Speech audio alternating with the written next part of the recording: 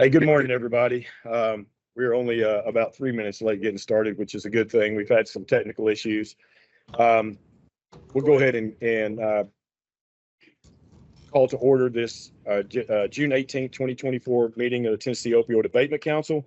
And if everybody is okay with it, I'd like to start the morning with a moment of silence, remembering those Tennesseans and Tennessee families that are hurting and suffering. That we're all here for, and I just ask that we receive direction in going about the work that we do here today.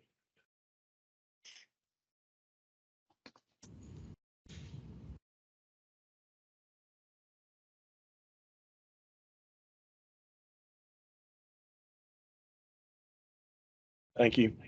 All right, we're gonna experiment around with some technical stuff here and see if we can't get the speakers a little bit louder. I would like to say in Memphis, we're actually in Memphis. The airport is right over there. We can see it from the window, so it's great to be here. I'd like to tell you all this. I stayed last night at Clay Jackson's hunting retreat with a bunch of animals. And this morning when I woke up, Clay had eggs, country ham, toast, coffee, and water for me. So I called my wife and told her that. She told me to move in with Clay. All right, so it's actually not true, but she did have some suggestions. All right, we'll go ahead and get started. If we want to look at our council members who are participating by Zoom, and you'll have to bear with us about the technology and the sound just quickly. I don't know. Okay. Are we doing roll call? We can, if we can. Let's just go ahead and do roll call overall. And if you're on by Zoom, you can go ahead and answer. So, all right. Armando Fontes. Brian Buck. Here. Casey Cox. Here. Charm Allen. Present. Clay Jackson. Here. Karen Pershing. Ken Moore.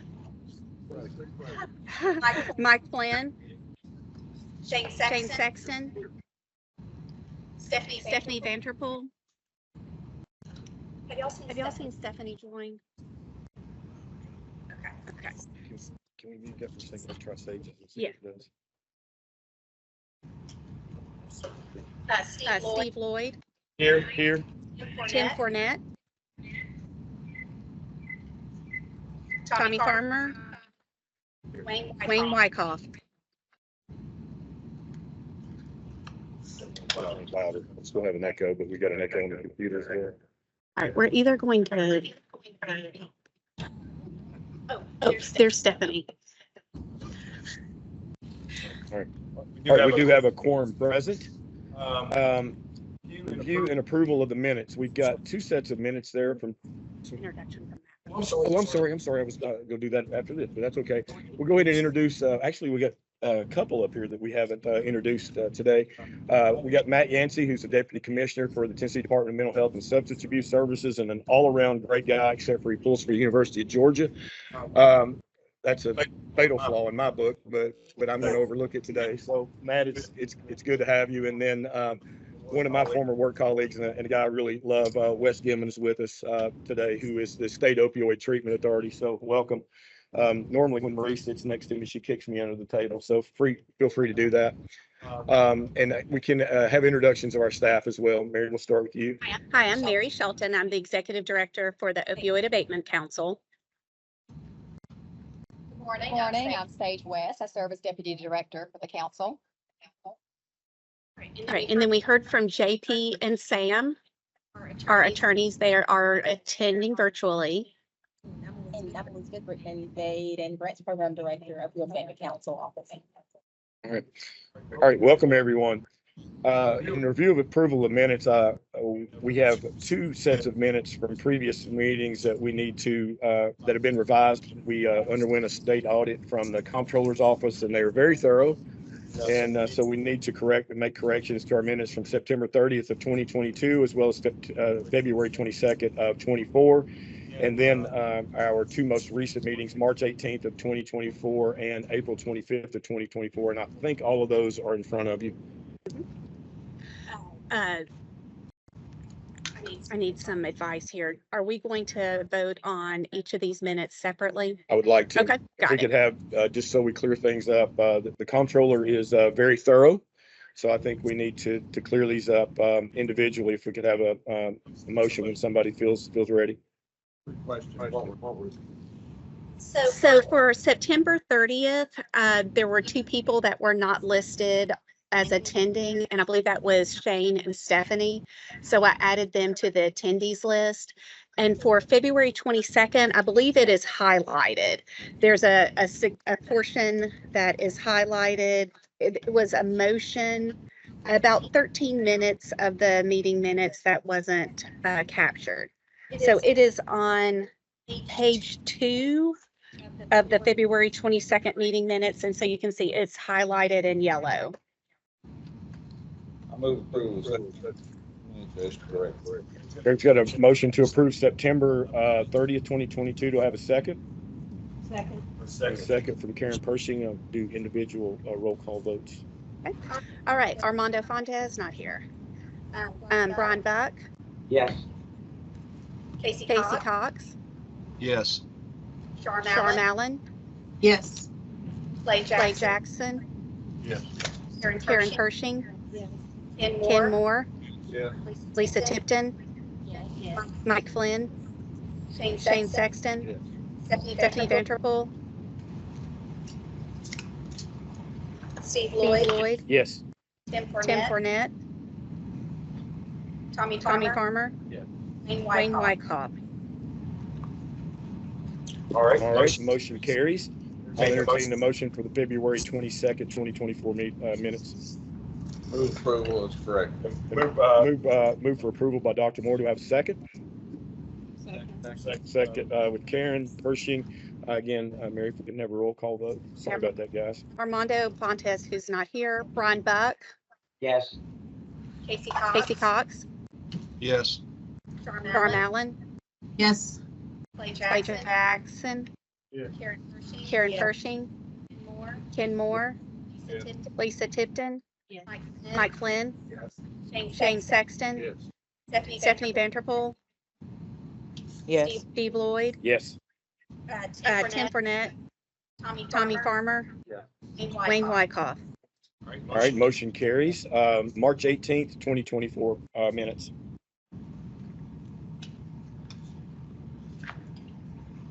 Hey everyone, can we quickly mute one of the Oh, I mics in can the hear room? you, Stephanie.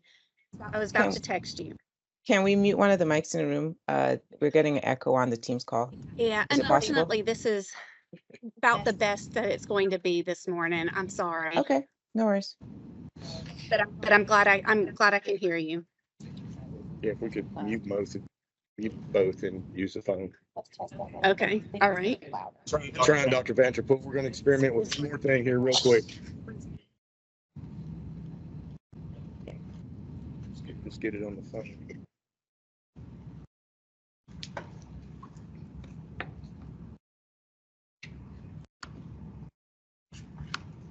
Okay.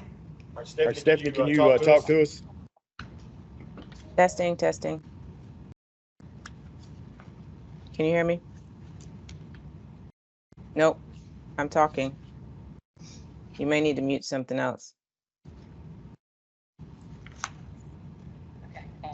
All right, Dr. Vanterpool, how you doing this morning? I'm doing well. I'm trying to talk to you guys. Can you hear me? Stephanie, can you hear us? I can. But you can't hear me. Say something? I'm talking. It's not coming out. You're not hearing me. Stephanie is talking. Can you guys not hear her? She looks pretty animated, but I can't hear her. Can you guys hear me? I can hear Stephanie. I don't think they can hear. All right, we may just have to put up with the echo. Okay. All right. You muted the people online. Okay, I'm going to turn it back. All right.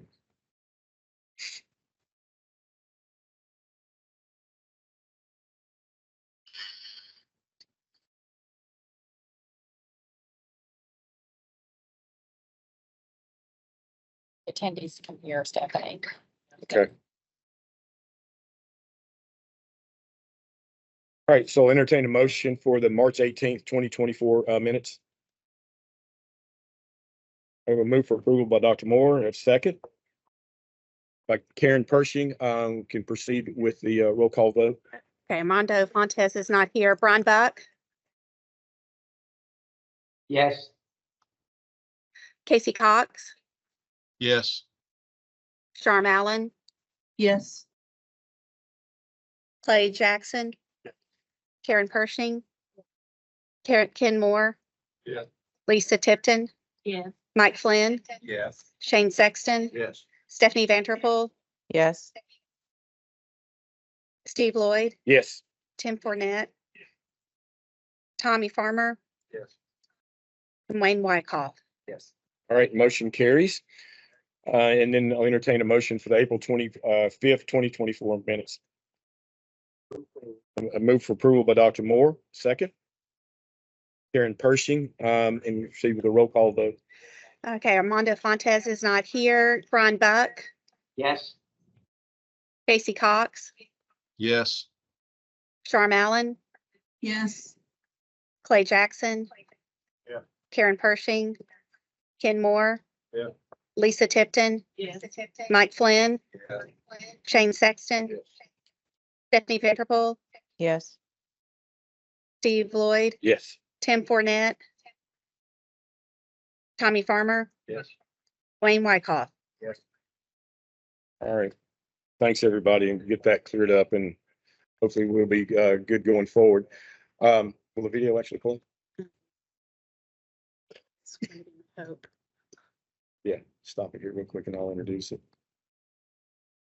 All right, so I've got, I guess when we first started this, I like starting off with our why. I've got two of them today. They're both very brief, but I think it'll set us in the right mindset going forward. When you talk about addiction, everybody always likes to know the dirty underbelly and the stories, but the real beauty of the whole process is life and recovery. And I don't think we talk about that near enough. So the first one I want to show you, I attended the other night, June 1st, Mending Hearts, which is a treatment facility for women in Nashville, run by my friend Trina Frierson. And we had a prom. Most of our girls haven't been to proms. And so we had a prom down in Nashville. We had a stretch limo. I think we were the only stretch limo ever rented in Nashville that didn't have alcohol or drugs in the back of it. And we had a great time, and you'll see the ladies, they're dressed up, hair and nails, the whole deal. And I spent the night taking pictures. So I was the photographer for tonight. I actually got a few people in the photos, but I'd like you to see our ladies at Mending Hearts.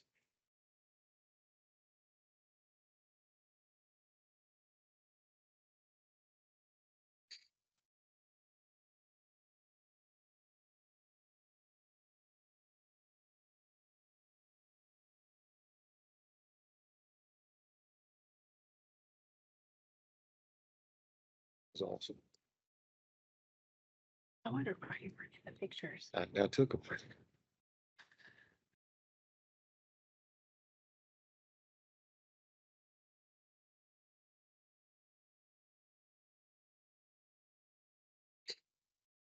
That's Sam McMaster.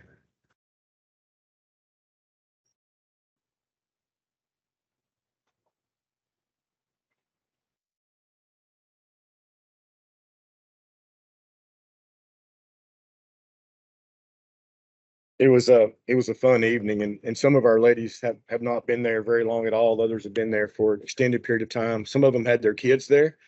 So overall, it was a fantastic night that I tremendously enjoyed, and I think our ladies did as well. I want to show you the second one because as we move forward in this process, we've gotten money out there in our communities. It'll start having effect here really really soon. But just some ideas I've seen as I've traveled the state, and I ran into this one this month as well, and really I haven't been able to stop thinking about it. That's me and Chris Cox, the Bedford County Jail. Chris is the lieutenant there. He had the idea to start a treatment program inside the jail with the support of the sheriff of Bedford County, in helping the ladies there, through the treatment process and into recovery. So they all live in the same pod. They're all pulling in the same direction during their incarceration. During the day, they raise their own food there. That's behind the jail, and I'm sorry I couldn't do it justice with my iPhone camera. But you can see the garden that they put out there. They tilled all that with basically a tiller that you would use in a flower bed. Just a really impressive group of women. All of them have kids. And the day that we were down there at the bottom, I went back another day, and that's us. We just come out of group. I participated in their group with them underneath a tent. And ironically, the group was participated in also by county commissioner from Bedford County. And so they've got a lot of support. The sheriff came out. That's their marker at the garden that they've started. And the jail actually will use the vegetables and things that come out of this garden as part of their, as part of feeding the people who are incarcerated. The other thing that they're teaching them, they have outside folks come in to teach them finances, how to do a checkbook, cell phones, the whole deal. So it's really wonderful, and all of it really is a result of efforts by Chris Cox. I met Chris at something called TCI, which is the Tennessee Correctional Institute. It's basically the jailers from around the state of Tennessee, all 95 counties. The first time I spoke there several years ago, I got quietly asked to leave, but I did much better the past few times I've been there. And Chris and I have become friends through this. And so I'd encourage you, when we're looking at programs, guys, I really think that it's going to be hard to bend the needle on what we're trying to face without prevention and treatment in jails, prisons, and emergency departments. I mean, that's where people are focused. And those of you who are listening out there, I mean, innovation in those areas, I think would be something that would get my attention. And my guess is it would get a lot of people's attention on this council. So I wanted to share that with you. There's good things going on in the recovery world. And I can promise you that my 3 days spent doing that stuff was just outstanding, and I enjoyed it. So, Oh, sorry, I was talking to David. okay. All right. So, Mary, can you give us an update on staffing? Yes. So for the positions that the Opioid Abatement Council has approved, we are now in the hiring and interviewing process for the accountant positions. We have some really great applicants. Sage and I have been talking with them. And then also the policy analyst position is posted right now on the state of Tennessee HR website. So we are excited to move forward getting these positions hired. When I talk about the comptroller update, in just a couple of minutes, these two positions are going to play a big part as far as going forward with ensuring we have policies, ensuring that we have sound fiscal oversight of the grants. So we're excited to get these positions on board. Any questions?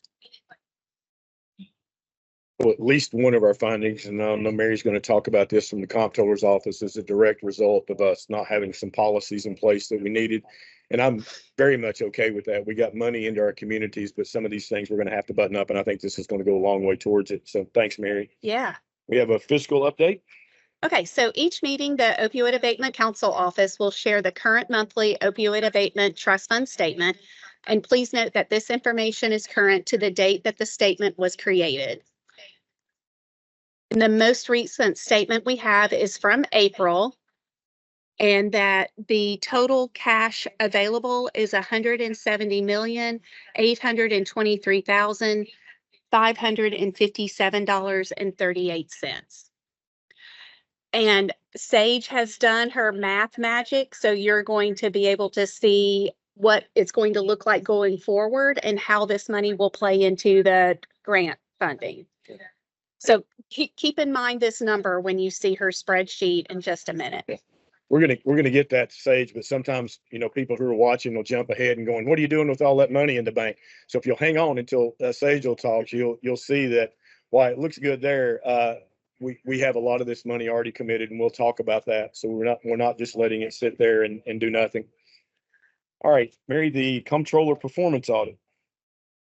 Oh, I had one other thing to say. Sorry, I forgot about this. Okay, travel claims. Opioid Abatement Council members, we are at the end of the fiscal year, and the end of the fiscal year is June 30th, and we need to have our travel claims completed by Friday, June 28th. So if you are asking for reimbursement, there is a travel claim that we highlighted the areas that needs to be completed. Does someone have one in front of them that they can, with the highlighted areas? So please just complete the highlighted areas. We will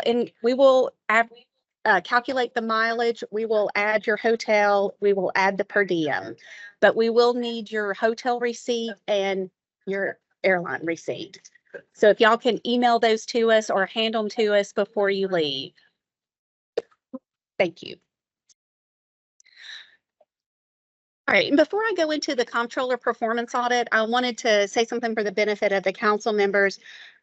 When the office put together the information for today's meeting, we really only have one item that is going to need a decision from you guys. Something may come up that we decide there needs to be a motion and a vote, but we are hoping that there will be some discussion and questions back from you guys. We do have updates, but as far as business that needs to be voted on, so far there's just one motion. So I wanted to tee that up for you guys.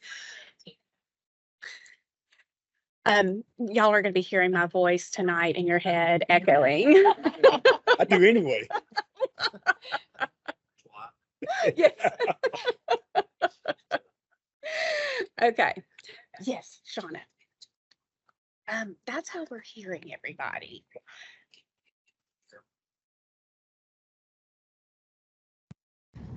All right, people on the virtual meeting, can you hear me? Yes, we can hear you now.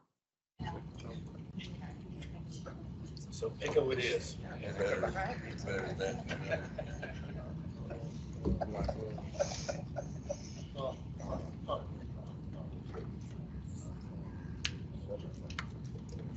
Okay.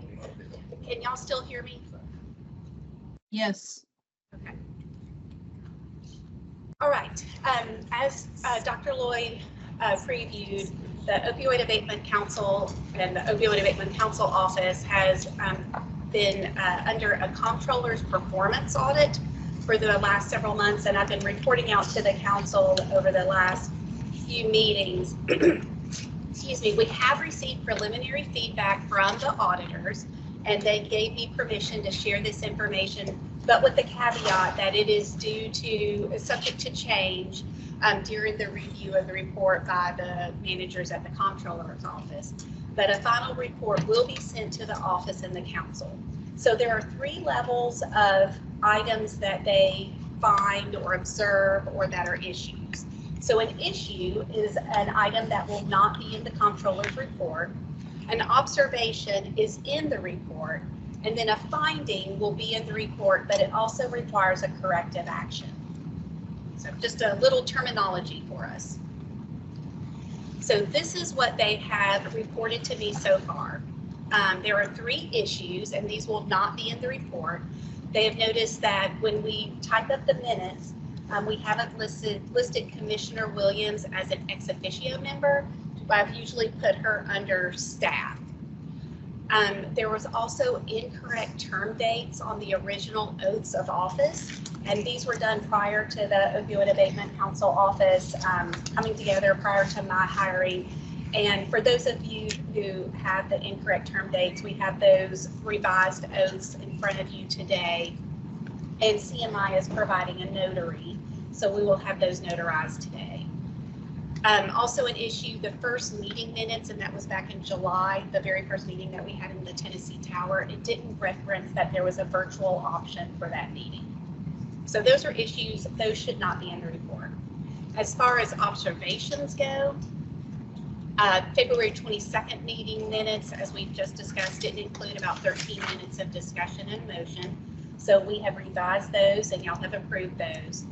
Another observation is that they have found that there has been an inconsistency on how to treat the interest from the Opioid Abatement Trust Fund and the department expenses when calculating the county payments.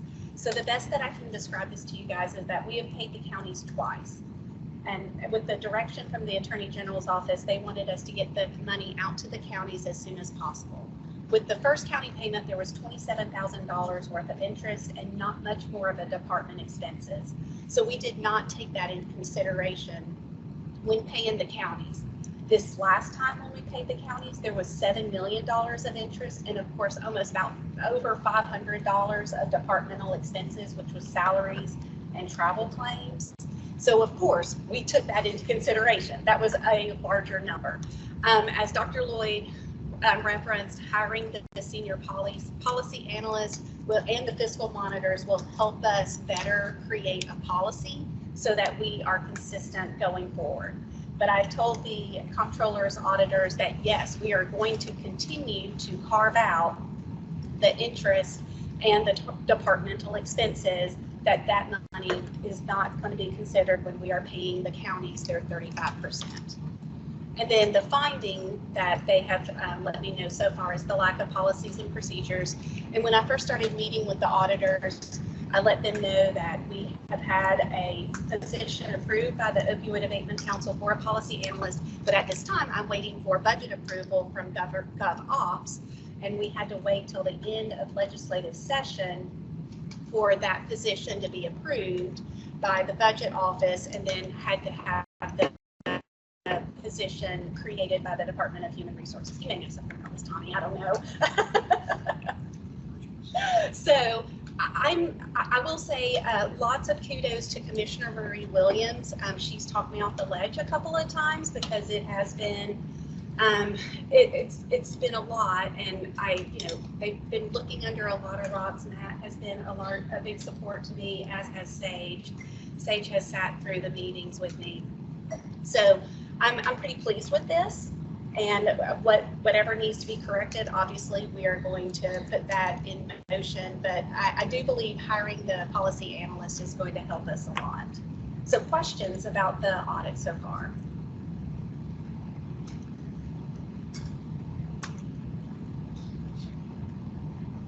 All right, we do have our performance hearing already scheduled, and it is scheduled for October 15th. It'll be at 9 o'clock Central Time in the Cordell Hall building. All are invited to attend. As we get closer to it, I will share more information. I do believe this will be live streamed. Our sunset hearing was live streamed. There are several of you guys that had come to that first meeting in 2022. And if you're interested in coming to this, then we'll get more details out to you guys. But this is when our performance hearing is scheduled. I tried my best to schedule vacation here and then. I wasn't able to pull it off, so I'll be there. I can't make anybody go in my stead, but everybody's welcome. Any questions? Thank you, guys.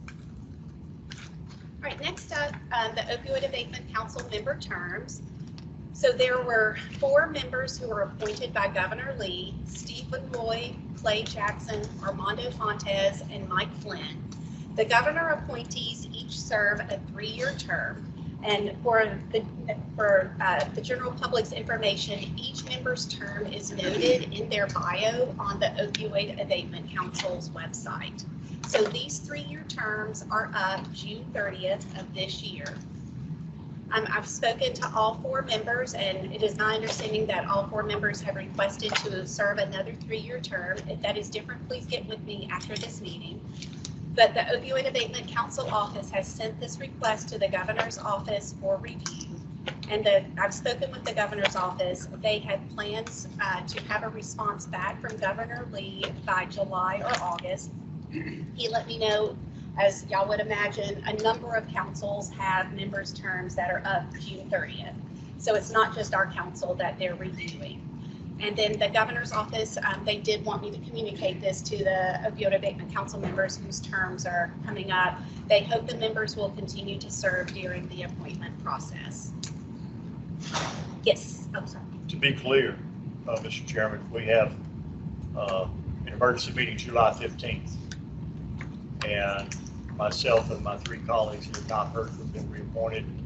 And my understanding from you, Mary, as executive director, that it is the governor's desire that we would participate in that meeting as continued council members, although our term will be officially expired without renewal, that in that interim period we should serve. Yes. Correct.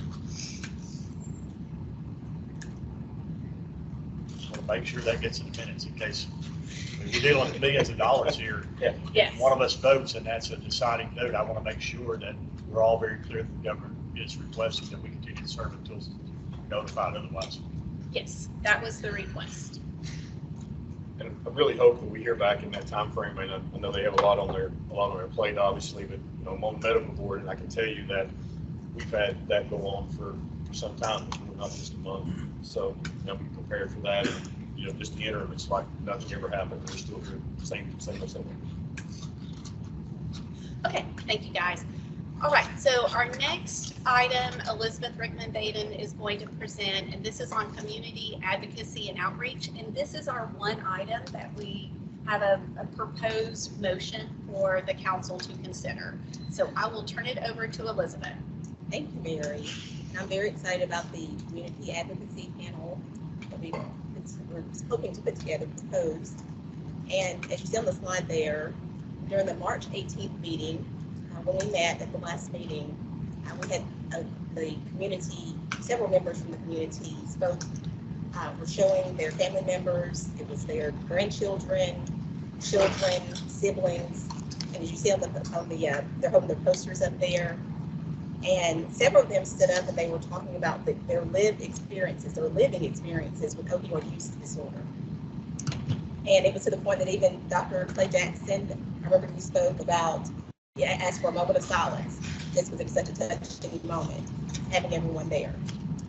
So with that, we even had also an individual that stood up in the audience and they said, how can we have more community involvement with people with the living experiences that were there? So with that, what we had talked about was how do we currently, as a council, what is the current community involvement? We have the quarterly council meetings like we're having now, of course, and also we have had, which Dr. Lloyd has hosted, the community town hall meetings. So far we've had 3, Murfreesboro, Cleveland, Dyersburg. And these meetings, they have provided opportunities for the community to become more engaged in the work of the council, to communicate the gaps in the service delivery system. The town hall meetings currently are informative. They're open to the public, just like our quarterly meetings. But what we're hearing and what we heard from that meeting is how can the community, how can they be more informative with their lived experiences for the council? How can we involve them? So I spoke with several states that have worked with the community for living experiences, and what it shows so far, either they have those with living experiences for their full council, so everyone on the council has living experiences, or they have those as half of their council with living experiences, and then half would be like our current council. And then Colorado, when I spoke with them, they had a temporary community panel that provided recommendations. So it was temporary just for them to get started. They told their living experiences, and then from that point, then they no longer had them. Not that it was a bad experience, it's just that's how it worked best for them. So they actually were excited to see, when I spoke with them, they were like, let us know how this works. If the proposal goes through, let us know how you also, they were interested to see how things work out. So how can we include those with living experiences on our panel? That's just some food for thought just for y'all to think of as I'm going through this. So next slide, please. So the council office would like to propose a community advocacy panel that we would call CAP. The panel would be composed of individuals and family members with living experiences of opioid use disorder that would provide recommendations only to help improve outcomes of initiatives to the council. The proposed structure, what would the structure look like? It would be members would have no decision-making authority. Again, recommendations only. It would operate similar. Some of you may be familiar with the state's Consumer Advisory Board. It started in 1994. It's the board there. They've been successful with their processes, and I did source them as well, just to kind of get some feedback of how they work. They've had success with theirs. They involve those with living experiences of mental health and substance use disorder. They share their thoughts on planning and policy issues to the Department of Mental Health and Substance Abuse Services. So basically, we wouldn't be recreating the wheel. We would be gleaning from this consumer panel that we already have within the state. Also, the council office proposes that the community advocacy panel have 16 members across the state. So what does that look like? So it would be 14 members of those with living or lived experiences. It could be those that have had the experiences, or family members of those that have passed along. And also then the other, to get to the 16, 2 members would be organizations such as NAMI, the National Alliance on Mental Illness, Tennessee Association for Alcohol, Drug, and Addiction Services, and Tennessee Association for Mental Health Organizations, just to name a few. And there would also be the proposed selection process for those. There would be a referral service. So some of the individuals from the organization, such as NAMI and so forth, we would reach out to them to see if they have any referrals from those that have already, working in the community on projects or that have received referrals from. Members will be provided onboarding, so that would come also from the consumer board. That's one of the things, they already have a process set up, so we could also glean from that and create our own structure along with it. But they would have onboarding that would example their purpose. They would know, what's the reason I'm doing this, the structure, expectations of being on the panel. So now that if you don't mind, Mayor, if you could go back to the slide before. So now that when you look back and you reflect back to that March 18th meeting, and if you remember, you were there, you heard the stories, you saw the parents, the dad saying, I never want to experience this again. And they actually, we're doing this work, but they are living in it or have lived in it. So from that, it's how can we, now that we've heard the audience members say, how can we have more community involvement? And you see the framework of how we would like to structure it. Now we're requesting to begin developing a proposal for approval. So we'll just be creating a proposal we bring back to you all to show you the framework completed of how it would work. I wanted to add a couple of things to this. There's precedence for this within the Department of Mental Health and Substance Abuse Services. There's a Community Advisory Board, or the CAB, that works hand in hand with the Planning and Policy Council. And like Elizabeth said, there's other precedents across the nation where there's, state councils have a secondary panel or and a committee that doesn't necessarily have the decision-making authority. So just wanted to add that in. So Steve, we'll turn it over to you for discussion. So thanks, Elizabeth and Mary. I love this idea personally. I think it's a really good idea. If we look around the room in here, the 15 of us and those of us online, we have one person with lived experience, and that's me. And if you look at my treatment and the system I stepped into as a physician, I was the guy that was born on third base and thought he hit a triple. It was all set up for me.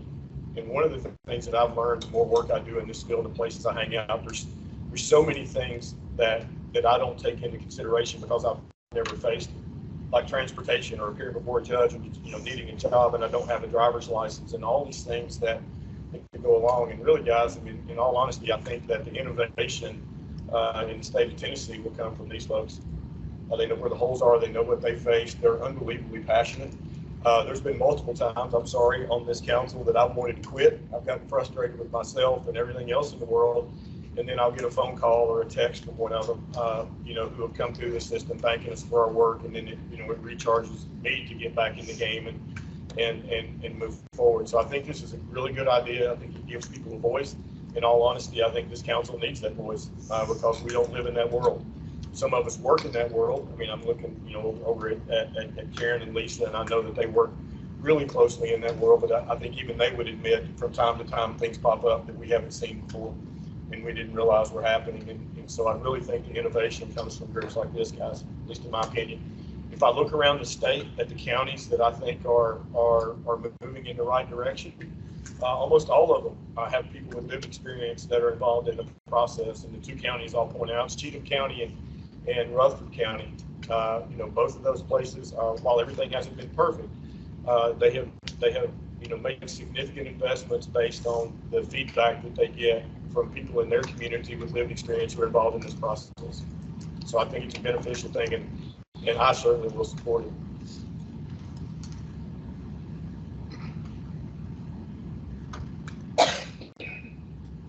Oh, sorry, Dr. Moore, I'm sorry. I would suggest that most of us on this council have had family members, somebody in our family that have gone through substance use disorder treatment, or have had some experience there. I think some of the most impactful things that's happened with this council are those families holding those photographs of their children up and telling their story. It touched me deeply. I would advocate it for it as you do.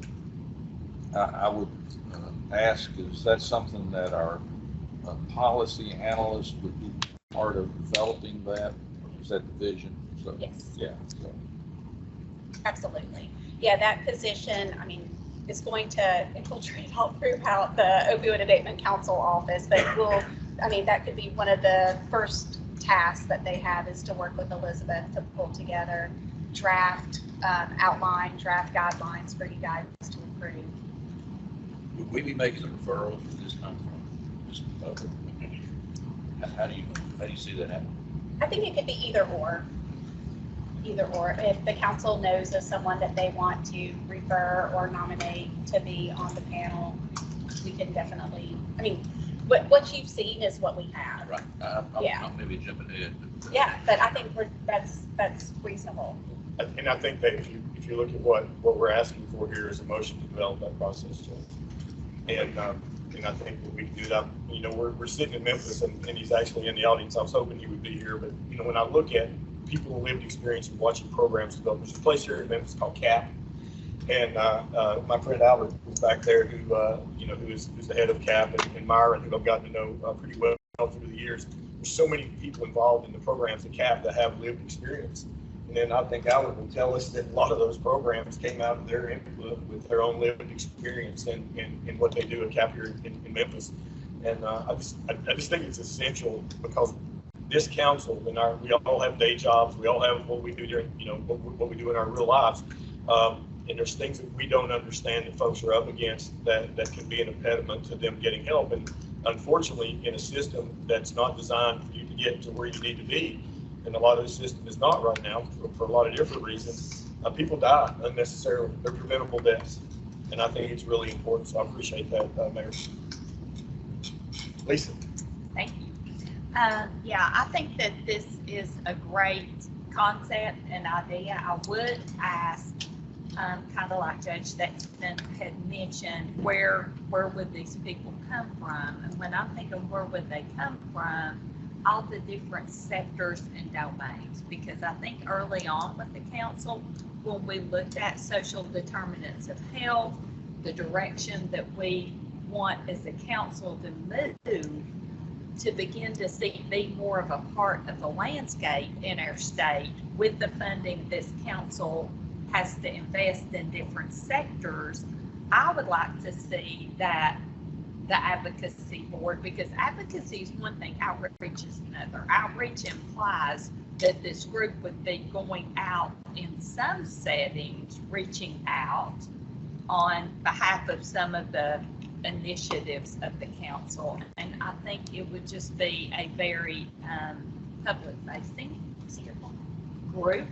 And I think that there are so many people, to Mayor Moore's comment, who have experienced this either firsthand in their family, in the sectors that they work in, and some of the people who have came to our meetings to share have been a very diverse group. Some of the moments of silence we have at the beginning of the meeting that Steve puts together for us just to kind of ground us as we go into our meeting has portrayed a lot of different life circumstances. And I think it would be important, and I would like to, I don't know if it's a motion, I don't know if it's a suggestion, I'm not really sure exactly what it is, but I would like to ask that if we move forward with putting this board together, that the proposal includes some of the different demographics that we're wanting to see represented, and that we're wanting to see represented across the state in different areas that we've either received application or intend to receive application. And they also would have a process where, I'll be honest with you, it's been so long since I was appointed, it seems like I don't remember exactly what I put forward to be approved to be appointed, but that it would in some way mirror that. It wouldn't be that intense because there isn't decision-making authority or a term or an oath of office, but there would be a measure of here's a profile of this person, and that would include here's the experience, here's the expertise, here's the area they live in. Because if we're formally as a council giving some outreach power to somebody, I think that's a big deal, and I think we need to have a diverse representation of the areas that we're wanting to see this month. Thanks, Lisa. I mean, that is really important. Just some rough stats for you. If you look at treatment in the United States right now with regards to SUDs of any type, about 1 in 10 people get help. Pretty accepted across the board. And that's if you're talking about, I say white boys. If you're looking at any minority, anybody of color, those numbers are abysmal. And so one of the things I've learned in trying to outreach is you have to be intentional about it. It has to be targeted and directed. And I think in our state, and not blaming anybody, I don't think we've done as good a job as we can with that. So Lisa, I appreciate the comments. I think they're spot on. I'm sorry, Dr. Jackson. Mr. Chairman, just to dovetail off what Councilmember Tipton said, in general, I think it's a wonderful idea. I think we need to be more connected to the state, not less. I'm glad we have sunshine meetings. I'm so glad we have a lot of collegial and audience participation and presence here today. Every meeting we've had a good crowd of people there, the town hall meetings. This is a substantive and structural way in which we can kind of enshrine and hopefully capture that community engagement. I do share Lisa's concerns. If these folks are going to be publicly facing, then we want to take care that we represent our state and our values of what the council stands for very well. Having just gone through the comptroller's audit, I'm sure that our executive director can share with us that all of our decisions and all of unintended consequences. It's a sunshine state. The state's well aware of what we're doing, and we live in a digital age. A couple of questions toward that end. I think I know the answer to the first.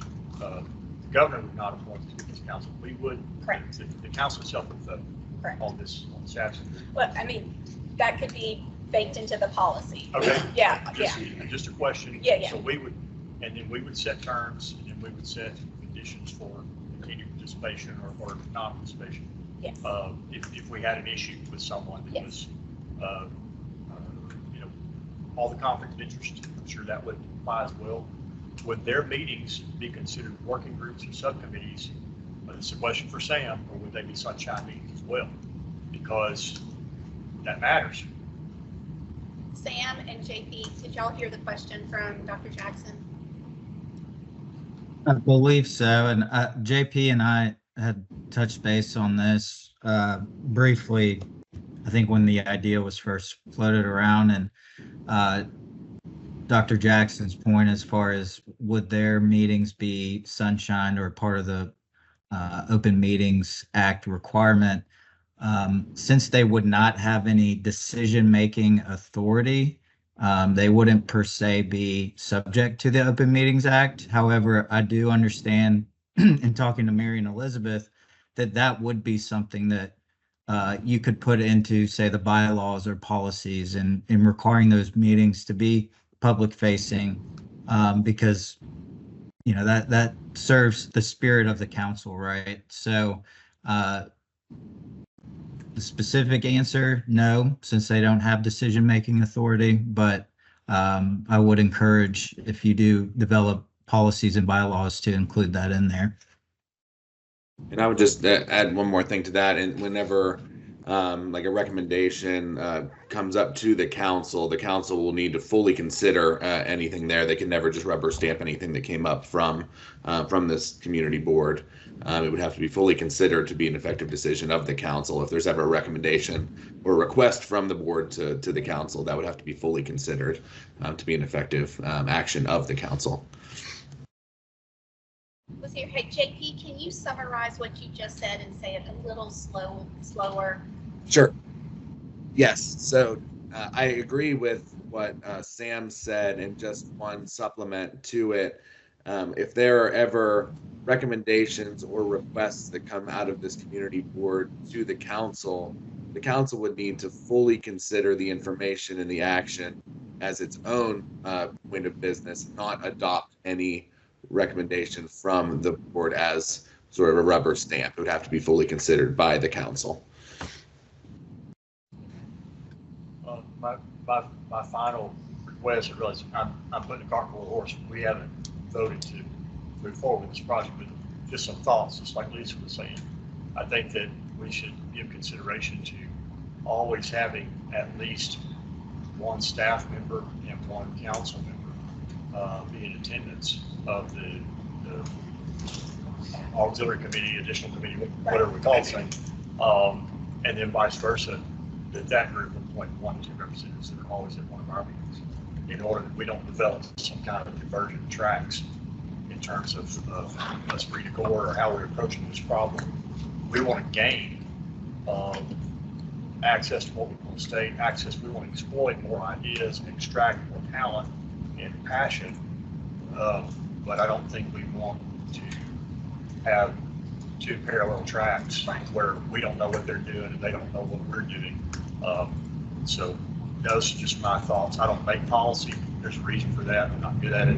But those are just some thoughts that I have, that we don't want this group to get too far from our MO and way of thinking, and vice versa. But thanks, Dr. Jackson. Tommy. Not to belabor this anymore, but I think we've got 2 questions here coming: the advocacy versus the outreach.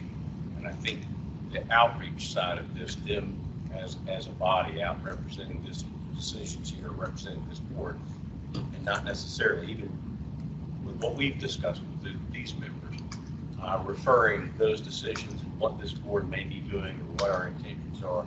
That's a sticking point. So the outreach could be the major. I would almost, Tommy, think that it might be good for us to maybe not include the outreach in the title right now. We can always add that function. But if we make it advocacy, advocacy does include outreach. And in my view, there's advocacy toward us, but there's advocacy toward people. I think if you put outreach in there, you're putting a PR component of this that maybe some people might not be trained in or proficient in. They may be a lot better at it than I am. I don't know. But I think putting that in the title, I don't know, it seemed to raise your ears, Lisa, it does mine. And I think maybe just keeping it advocacy right now, and we build it, and then we see how we want the airplane to fly as it's going forward. If we want to add an outreach component, we can always do that through our policies and our mutual discussions with these colleagues will be adding to this engine. Just something my profession is familiar with is perception and reality. There's no doubt. And I was sitting here thinking, I struggle with this, and I think probably other members of the council do as well when we get individual phone calls and things like that. So I think what we're asking for right now is permission from the council to go ahead and develop a policy around this, and then bring it back for discussion. And Lisa, I appreciate you bringing that up. I mean, it's such a slippery slope. I can't tell you how many times I've painted myself in the corners, and didn't mean to. And so, and I don't think a lot of people have a great appreciation for that who haven't done this before. So I think that we can talk about those things whenever we get something put together, bring it back here. But I agree with everything that's been said, and I don't hear anybody that's negative towards it. Dr. Jackson. Mr. Chairman, I would move that we approve to give our executive director authority to begin a process developing a community advocacy program. Got a motion to. I got a motion and a second for Tommy. Any other discussion? We have a roll call vote, please. Armando Fontes, here. Ron Buck, Yes. Casey Cox, Yes. Charm Allen, Yes. Clay Jackson, Yes. Karen Hershing. Yes. Ken Moore, Yes. Lisa Tipton. Yes. Mike Flynn, Yes. Shane Sexton. Yes. Stephanie Vanderpool, Yes. Stephen Lloyd, Yes. Tim Cornett, Yes. Tommy Farmer, Yes. Wayne Wyckoff. Yes. Okay, the motion carries. Thank you all for doing that. There's a lot of people listening today that'll have a lot of hope in that. Thank you for that consideration. All right, Mary Sass and county funding updates. Yes. Are the representatives from SAS on? And if you are, if you could turn your camera on. Also, real quickly, if you are not an Opioid Abatement Council member or staff, if you could turn off your camera, please. We need a little bit more screen room. Okay, great. We have Matt and Joseph, who I have been working. So backing up, let me get to the slide. we're gonna kind of do 2-in-1 here, council. So y'all voted for us to contract with SAS, which is a data vendor. They have been compiling various data points for us and creating visualizations. So we're going to share some of those visualizations as their update, but then also my update on what is happening with the county funding. So it's going to be a twofer here. And Matt and Joseph, I'm just going to tell you the sound in here is really low. So if you could try to speak loudly and slowly. And we'll keep it brief. I'm going to move on and get you to the substantive slide. So there's no PII or PHI notice that's being included in this presentation from SAS. All right, Matt and Joseph, I'm going to turn it over to you. That sounds great. Good morning, everybody. Can everyone hear me okay? Yeah, we hear you well enough. Just talk slowly. Slowly and loudly. Okay. Well, thank you for the time this morning. Looking forward to speaking with you all and talking about some of the efforts we've been partnering with the council on. The first thing we're going to cover today is the county level reporting overview and demo. Joseph Dunlop, our lead analytical consultant, is going to walk you through that. And then we have some upcoming updates as well. Joseph, I'll turn it over to you. Thanks, Matt. We can go ahead and, am I coming through okay in the room? Yes, go ahead. Great. So this initial effort was taking the existing 2023 and the beginning of the 2024 county level disbursement data. This is money that is being dispersed directly to the counties, as well as their reporting on the allocation and spend from those funds. This data is expected to come in both annually on the disbursement level, as well as semi-annually for the allocation and the spend data, and to be updated as that data arrives. The data sources are the publicly available data that is being assembled by the council on the disbursements, as well as what is being published for the semi-annual reports. What we've done with this is create visualizations to try and show things both statewide at a county level, the amount of disbursement, the proportion of spend and allocation, and to allow this to be filtered at the annual levels, at the aggregate level over all years, as well as being able to dig into particular counties or areas of the state in order to view those trends as they occur. So there's additional filtering that's available within the dashboard itself for the council's use in order to, and staff use in order to be able to view that in a more detailed way. In addition, there is an export feature in order to produce PDF output for the visualizations, so that there's static output that can be distributed by the council. So at a high level, council members here, I'm going to have access to this interactive dashboard at the office level, and then it will print out PDFs that we will post on the Opioid Abatement Council website. So I am planning to be able to post these in August. I'm going to meet with the counties through David Connor. Y'all remember the Tennessee County Services Association? I'm going to meet with the counties in July and let them see these visualizations, because it represents the information that they are sending back to us in their semi-annual reports. And then this will be put into production, where when we receive a semi-annual report from the counties, the visualization will be updated, and then there will be a printout that we will post on the Opioid Abatement Council website. All right, I'm going on to the next slide. Great. So this first slide is an example from one of the PDF outputs. This is, again, the overall state as a percent spent from what has been dispersed. It gives both the statewide funding level for this particular year. The expectation is the PDF output is going to be annualized. So the sum total aggregate data will be available to staff internally, but the individual PDFs will be produced at an annual level. So this first one is showing it with a heat map, the percentage of the current funding for this particular year that has been spent by the individual counties. So we I worked with SAS. They had several visualization options. This is the one that I selected. And to me, it's kind of one-stop shopping.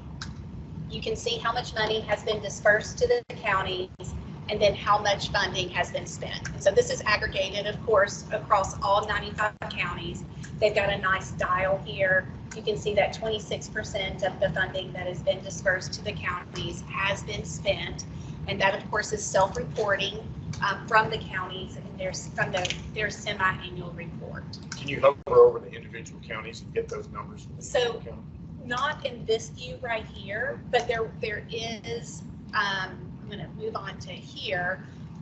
There is a grid that will be posted on there, but for what's going to be on the website, those are printable PDFs, so it won't be interactive. But the dashboard that the office will have access to will be interactive. And then once that is in production, I will demonstrate that to the Opioid Abatement Council. So eyeballing that Oh, sorry, yeah. eyeballing that one, that looks like cumulative, because I'm looking at Bedford County there. That's going to be 2 years worth of funding, right? Oh, yes. Last year, and yes. Yes. So is this going to be available on our website that anybody can come, click on, look at their county? All right. Those of you who are listening out there right now, listen carefully, because this will be available on our website, so you can actually track your individual counties, how much money they have, which a lot of you should have anyway.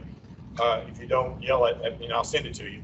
But it's on our website, and then you'll be able to track, what they have spent it, and we can't tell what they spent it on, though, correct?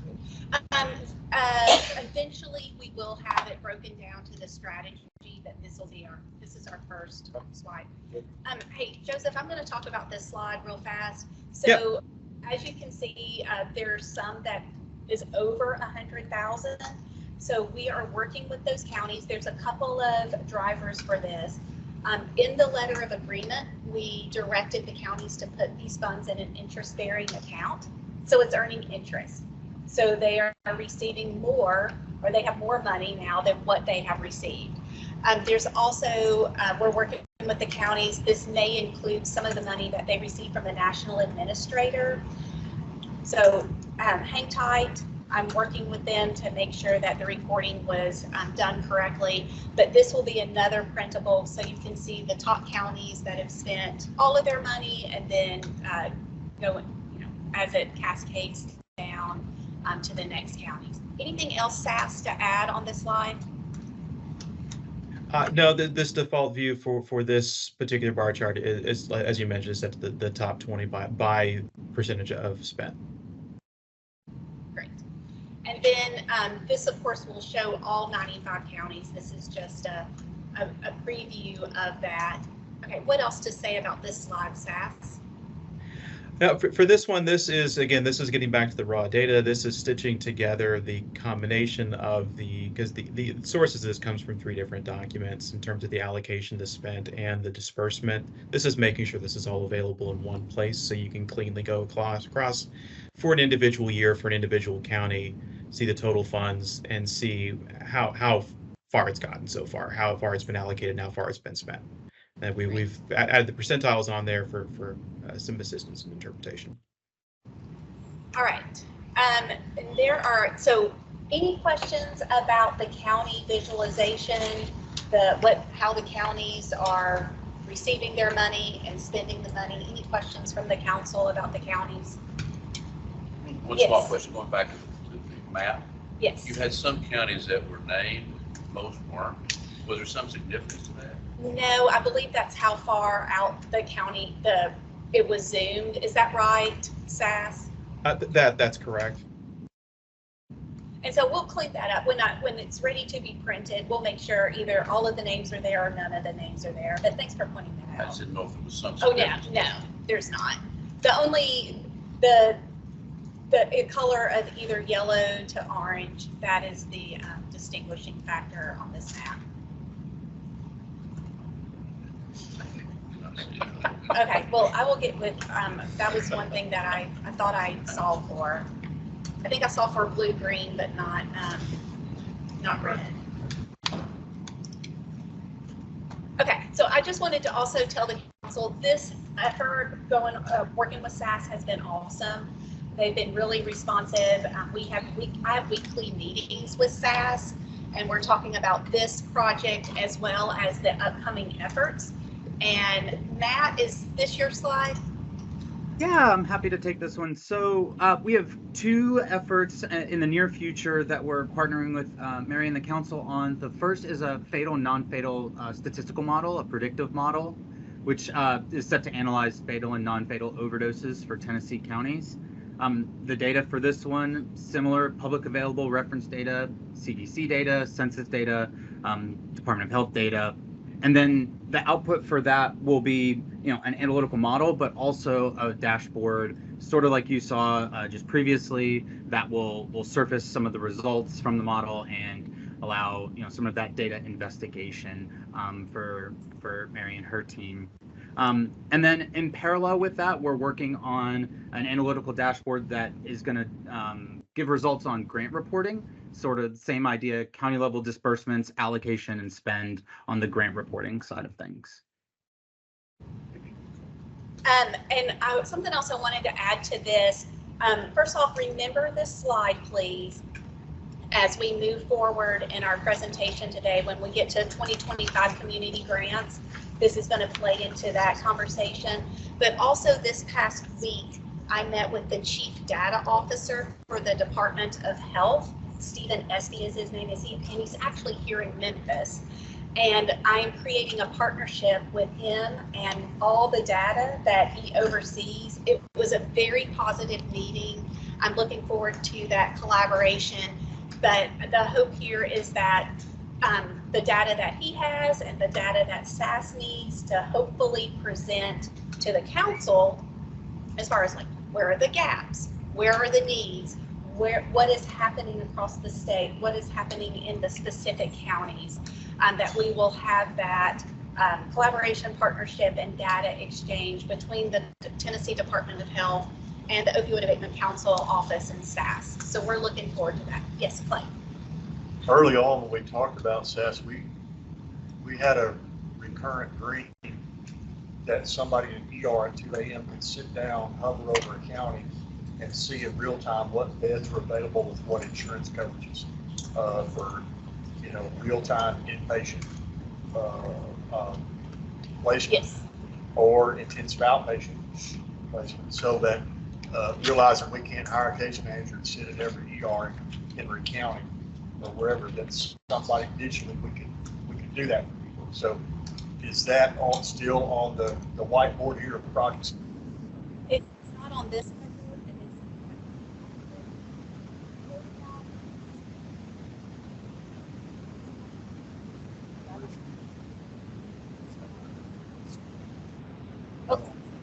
See that top one.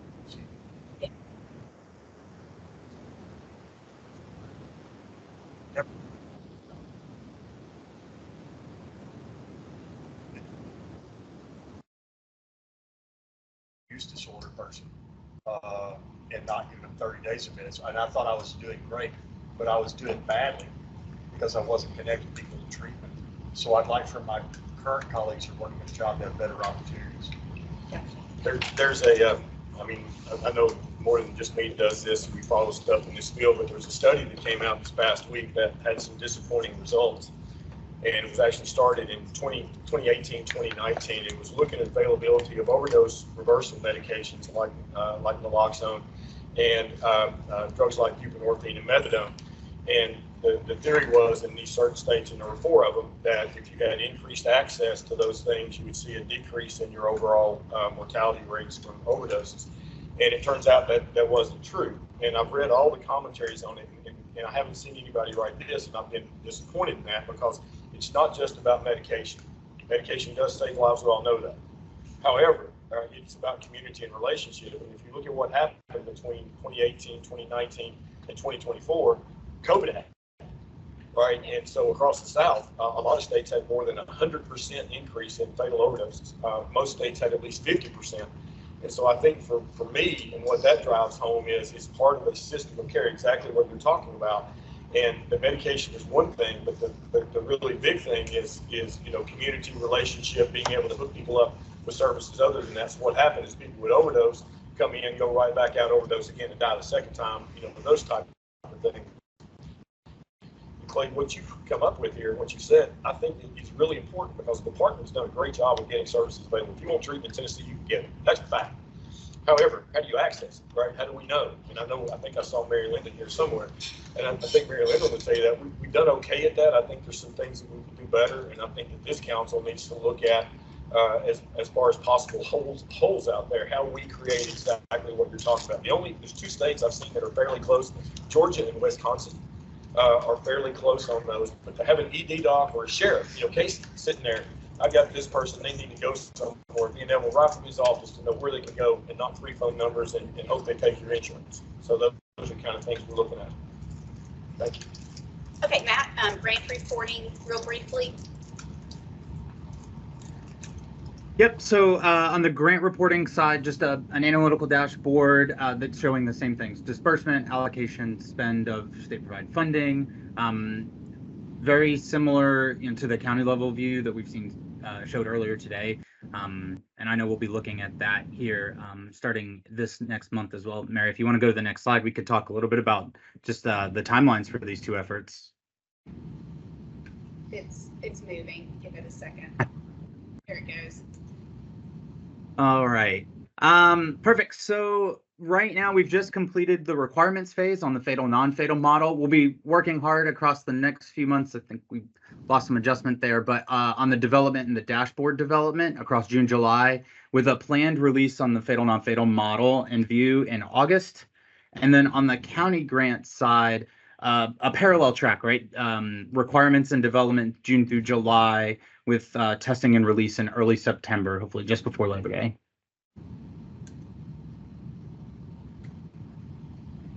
So a busy summer for all of us for sure. But I think the most important thing, as I've heard mentioned numerous times already in this meeting, is you know, why do this work, right? Like it's critically important work. Specifically around the data side, I think it's important to note the insights and the models and the analyses will help the council establish a baseline metric, right, to better understand some of these underlying factors, places that are driving Tennessee's opioid and SUD numbers, and better help make decisions around prioritizing funding towards, you know, some of what we talked about, the appropriate prevention, education, access, treatments, recovery programs, things like that. So the data will help to sort of establish some of those baselines. Also, you know, in parallel, we've got serving as a resource, right, for the executive director and her staff, and providing key information, capacity to support efficient, effective grant review and funding decisions. And then last but not least, it lays the early foundation for the council to use this work and this data to track changes over time, trend analysis, to better understand some of the impacts and outcomes of our funding decisions. Great. All right. Thank you so much, Matt. Any questions from the council about the work staff is doing? I think it's important to remember that this is the ground level stuff right now. You know, going forward, hopefully, you know, it's why those partnerships with like health and some other state departments are so important, because we need access to that data. The dream would be that one day this council can take a look at the data and make decisions going forward on proposals and other things that come before us. So We are back. we're spot on time because I'm outstanding everywhere. Let's take a bio break. Instead of 15 minutes, can we take 10 and come back? That gives us a 5-minute cushion, and we'll stand in recess until then. And Judge, that's a normal 10-minute recess, not the ones. All right. Just making sure.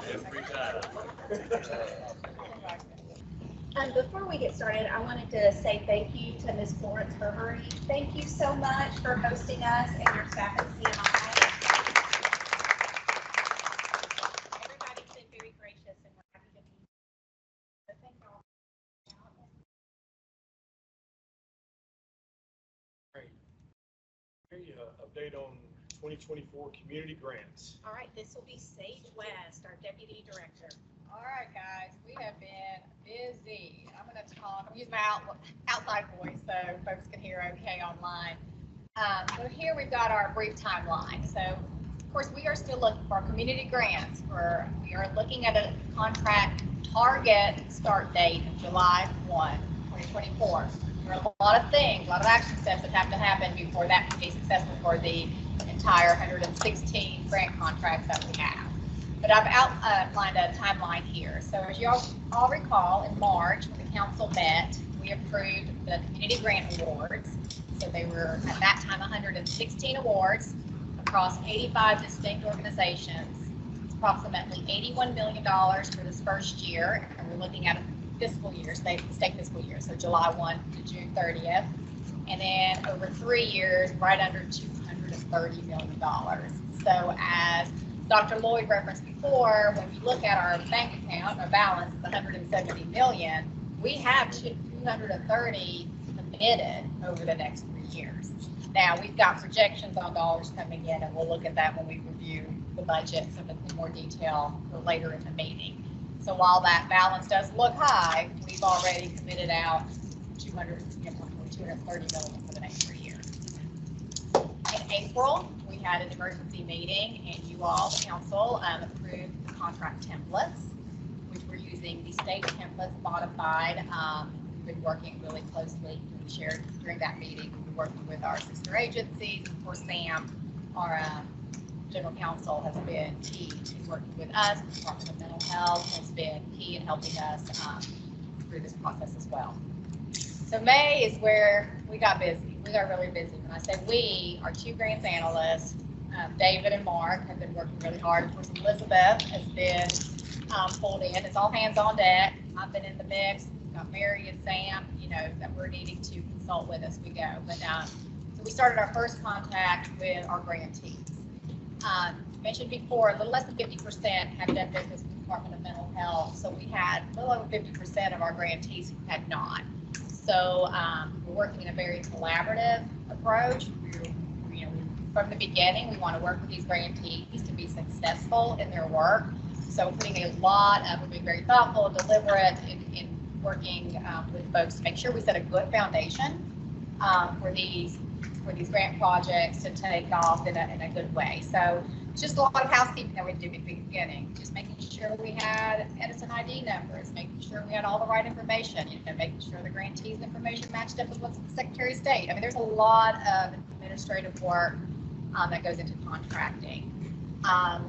During May, we sent out the draft contract, provided, asked for feedback, information, and also the budget template. So asked for those to come back. So that's where we landed in May. June, so from the end of May into June, our ongoing efforts, continued consultation, support, and assistance to grantees. We've done a lot of Teams calls, a lot of our grantees to work through a lot of questions they have, answer questions about the contract, pulled in SAMS or legal counsel as needed, pulled in other resources as we needed as well. We're entering, we're using, we're not, as we talked about before, we're not recreating this process. We're using the process the Department of Mental Health and Substance Abuse has for contracting. They do over 1,000 community contracts a year and have been doing quite a bit. So they've worked out, we're leaning heavy on their lessons learned, and they've worked out all the kinks. So we're working, and thank you, Matt, and the staff, your team. They've been essential in helping us. For us, this is Mark, David, and Elizabeth, this is a new process. So we're starting from scratch here and have a steep learning curve, but we're making good progress up that curve. We're working with Edison, Financial Administration to make some changes in Edison, which is the state system, because our contracts, when they go through the Edison system, won't be routed the same way. They don't have to have all the approval. Mary and I are actually getting ready to test those changes. On Thursday, we got the information late last week, the testing info to test that to make sure those are going to flow through, which will cut out some of the contracting time. Edison training for contract uploads, and we hope to start entering contracts into Edison later this month. And here is our update on where we're at with our contracts. We had our total awards of 116. So there's a lot of steps here that we're having to take. And we're trying to make sure that we are not leaving any I undotted or T uncrossed through this. We've had one withdrawn award, fortunately. So we've been working closely with UT Health Science.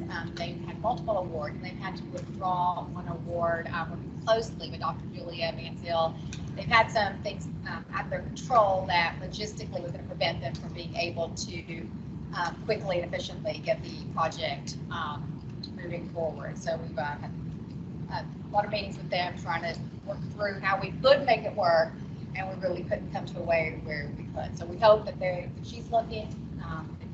She's been extremely wonderful to work with. Really looking at ways where they can still continue this work and look for other means, or come back to the council, potentially for the next round of grants. I want to say something about that in case anybody else gets this phone call, because I actually got the phone call from Julia. If you get that phone call, stop them dead in their tracks and send them to Sage. Because I almost went down a pathway of trying to help them figure it out.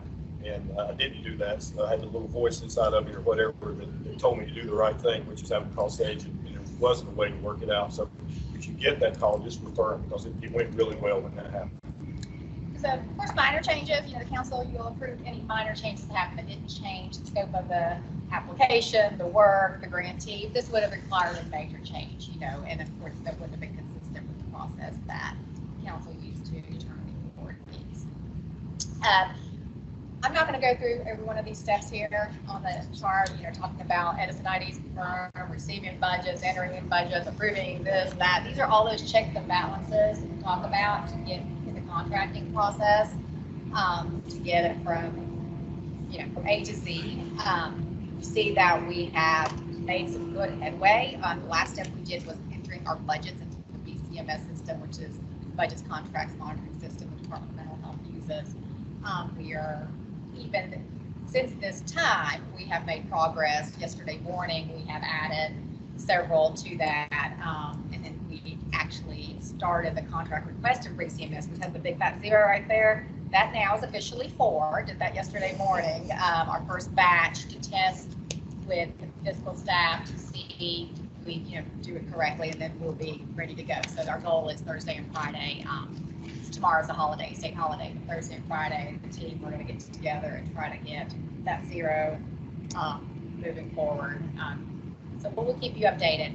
And I wanted to mention for the council members, we printed on Thursday because that was our last day to print. So Sage has updated the numbers, and the numbers we're displaying are definitely different, a little bit different than what y'all have in your packet.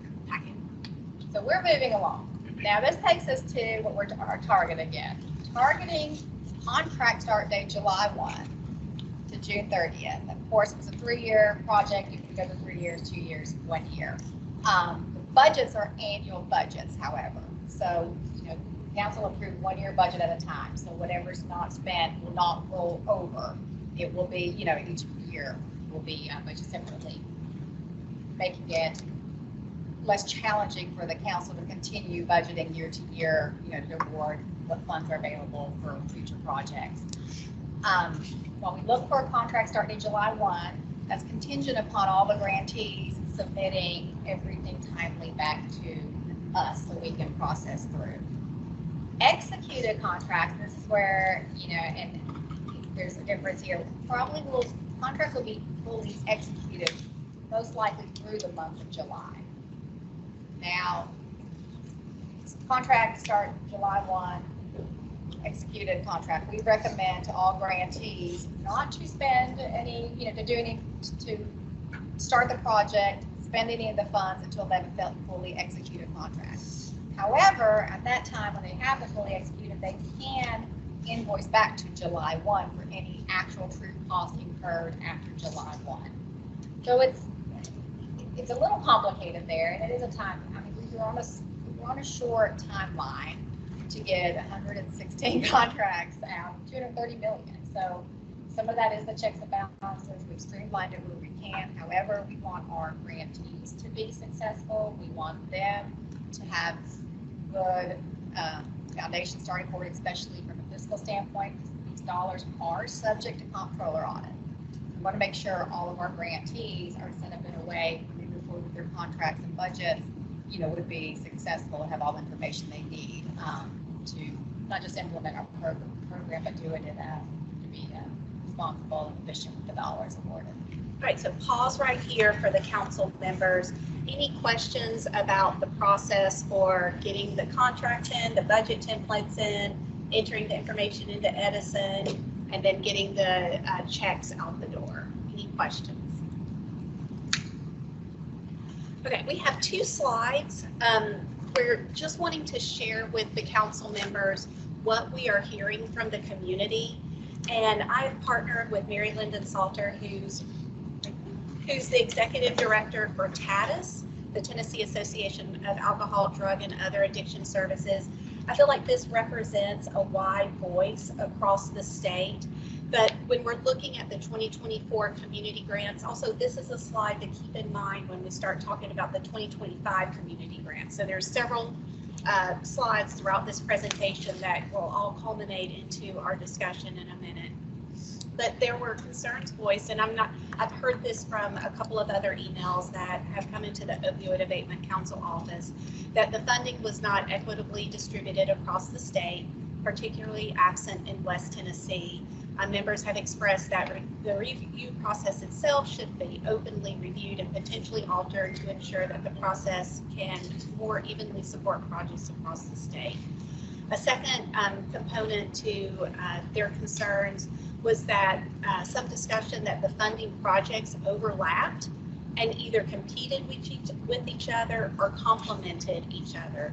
The members wondered if there would be future emphasis on how any projects that were funded fit into the already funded service delivery system.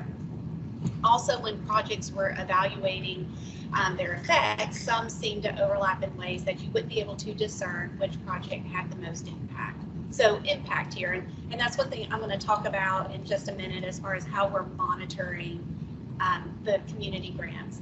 And then there was some note of the conflicts of interest, although these were obviously stated and very transparently documented. Y'all remember when we were in Farragut, Ella was sitting up there at the computer, and when a council member stated that they had a perceived conflict of interest, that was noted. So the TADIS folks had questioned if the members of the council who had projects submitted for funding or intended to be involved as a subcontractor, should those have been reviewed differently. So these are just thoughts and opinions to just put in the percolator as we're looking forward to the next cycle of grants. Yeah, I mean, I think looking at those, I mean, I think there's a lot of meat on those bones up there. You know, I think when you look at West Tennessee, I mean, I think that, you know, I do think that there's some things that we can do to help that, you know, particularly where we are right now in Memphis. And I wondered about this one for a while because the state offers so many services right now, and then what we funded, a map of where all of those are, how they fit in, and how they work together. And then I think it would be easier for us to identify where our gaps are, because I know I can't do it right now. Maybe there's somebody on this council who can, but I can't. And so I think there's a lot of validity to that, and I don't know, you know, I'm not quite sure how to make that work other than just putting the map up and using push pins, which is what I would do. I'm sure some computer folks would come up with something better than that. And then last but not least, this is just an idea, and I'm going to throw it out here. I've talked to some of my colleagues who do what I do in other states, and it's interesting that a couple of states that I really love the work that they're doing don't have their council members score any of the grants. Now, I realize, you know, going forward, I don't, you know, we haven't opened the grant application process for next year. I can't imagine getting 389, but maybe we will.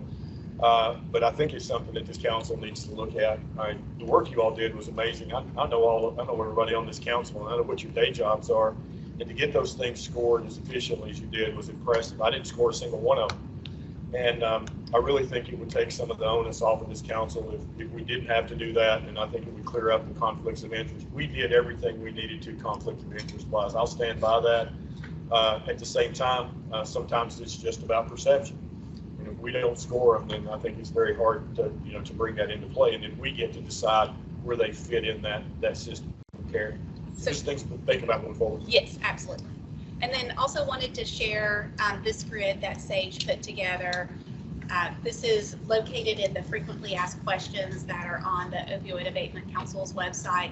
But it's just a reminder of the applications that were received from the East Division, Middle Division, and West Division. And so that's the blue, the total applications received. And then the funded applications by grant divisions, that's next in the green. And then the bottom, the total funded applications in the orange at the bottom. I would tell you one more concern that I've had, and I'm sure somebody at some point is going to speak to this one, but we talked from the very start about innovation. And whenever you put things out there, and it's not a fault of anybody, it's just the way things work. You have grant applications that I think were, at least from the outside, looked very good to me, very innovative, but they didn't fit in one of those buckets, right? They didn't, and so they like crossed over multiples. And it seems to me like that we need to look at a way to look at those differently. And I don't know how that is. I don't have any ideas about what that is, but I do know of several that have been brought to my attention that I thought were really good ideas, but they didn't fit in one of those categories. And so I think that's something we need to look at going forward, because I definitely want to, I think everybody on this council wants to see innovation and wants to see, groups working with other groups and other funding sources. And I think it's something that we're going to need to look at as a council going forward. All right. I'm going to move on to a preview of the community grant monitoring. So we will have program monitoring and fiscal monitoring and outcomes reporting. So David and Mark, our grants analysts, they are going to be providing the program monitoring. The two accountants that we are hiring presently, they are going to be providing the fiscal monitoring. To be created for both of these will be the monitoring plan.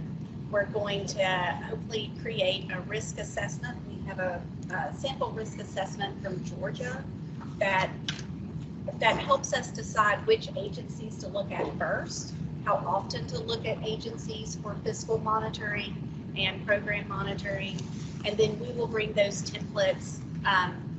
And we will use the information on those templates to report back to the Opioid Abatement Council.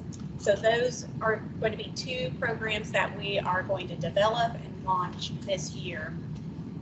What we have already developed, because we needed to get this out to the grantees right now, is how are they going to report on outcomes. And the outcomes reporting plan is based on 3 levels. There will be a statewide population health reporting, which there is not a reporting component for the grantees for that. It's just we are part of the system. We are part of the statewide system.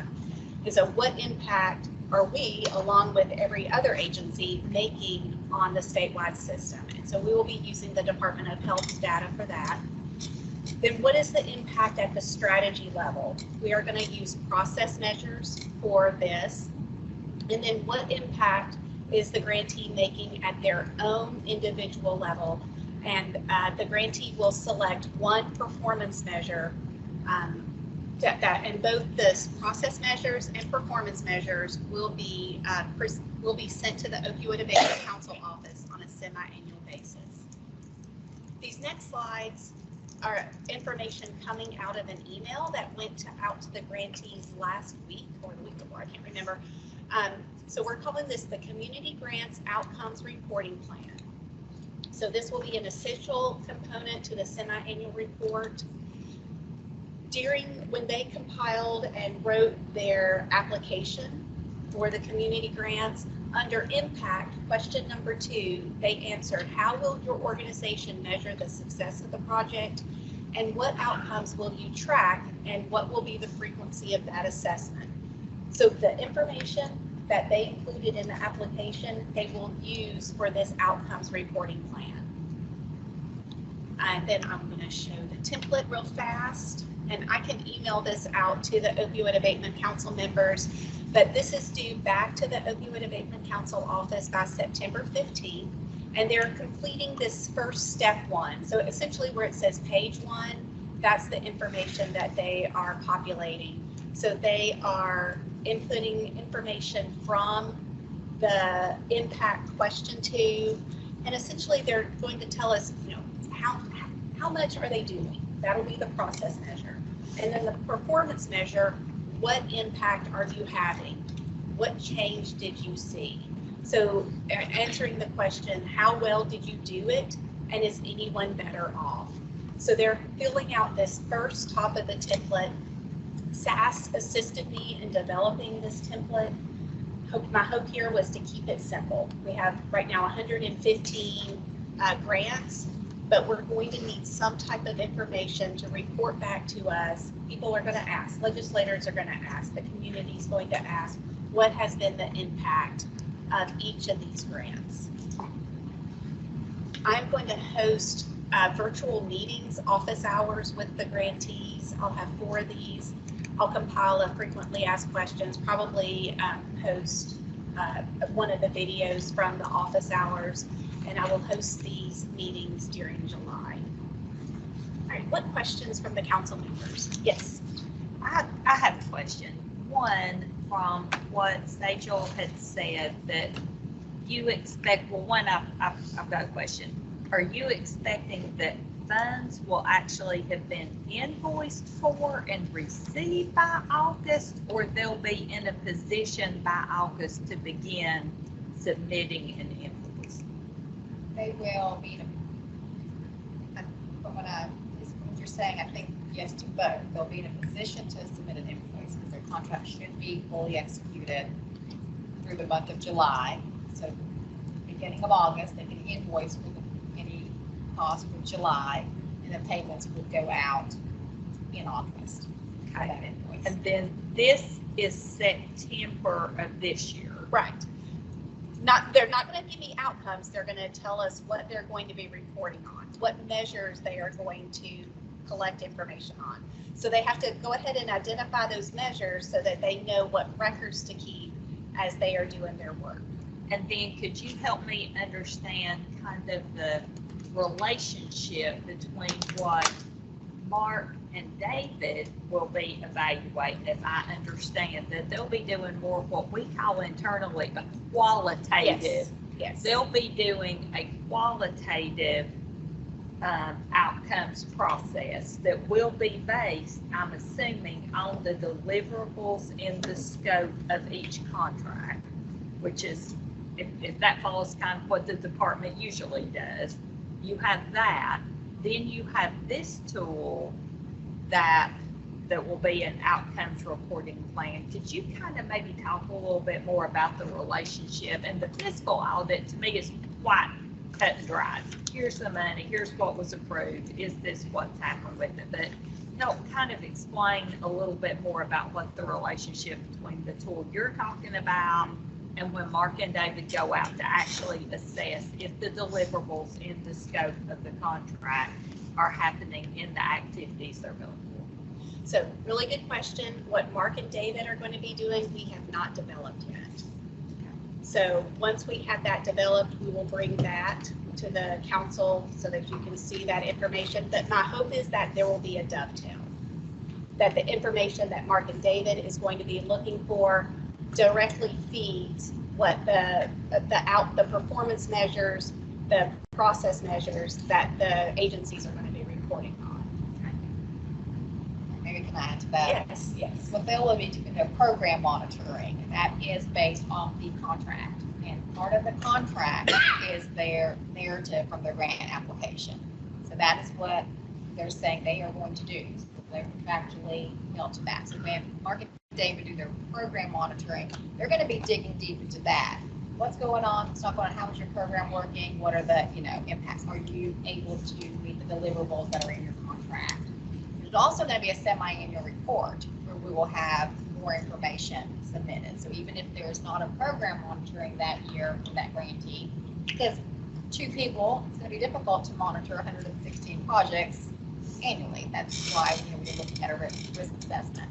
However, that semi-annual report will then inform us as well as far as the progress based on what's specifically in the contract. Outcome measures is a way to take a broader look at it because we have 115 distinct projects. So we've got several, I like analogies, we have several fruit baskets from around the world that we're trying to look at here, so with what Mary just shared, it is bringing some commonalities together to give us some overall outcomes to be able to report to the council. Does that help? That helps. Okay. And yeah, definitely as we I just develop. want to hear it stated. Yeah. And it's definitely as we develop those tools, we will bring them to the council. Okay. All right. Other questions on the monitoring, the plan to monitor for the committee grants? Hello. Oh, hey, Stephanie. I'm sitting in this conference call. Oh, okay. Oh, maybe that was. Sorry. Okay. Next up, we've shared information throughout the meeting, said hold on to this when we get to the discussion for the 2025 community grants. So that is what Sage and I are going to be discussing right now. We have some information to share with you guys, some updated financial information, and then some questions to consider, some options to consider, and then hopefully I do believe we're going to have plenty of time for some discussion, because we're needing some guidance for our next steps. 1 second, let me get this. Okay, so this chart is what we displayed in the February 22nd, 2024 emergency meeting. This information is based on the settlement dollars that the AG's office is expected to receive, and from the various distributors, J&J Janssen, Publicis, CVS, Walgreens, Allergan, Teva, and Food City. So y'all remember this chart? We had $90 million at that time.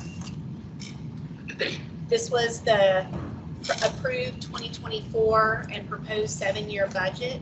This is the budget that Sage worked with the council members to devise.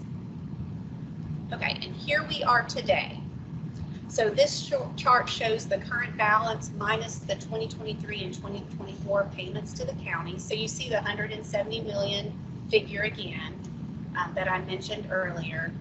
We have a couple of new payments into this, Indo, McKinsey, and then there was a cash conversion from Teva. They were offering us naloxone. We decided to take the cash conversion.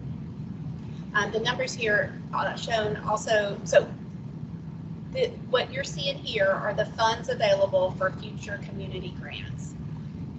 And the estimated annual county payments were subtracted from the total payments going into the trust fund. All right, Sage?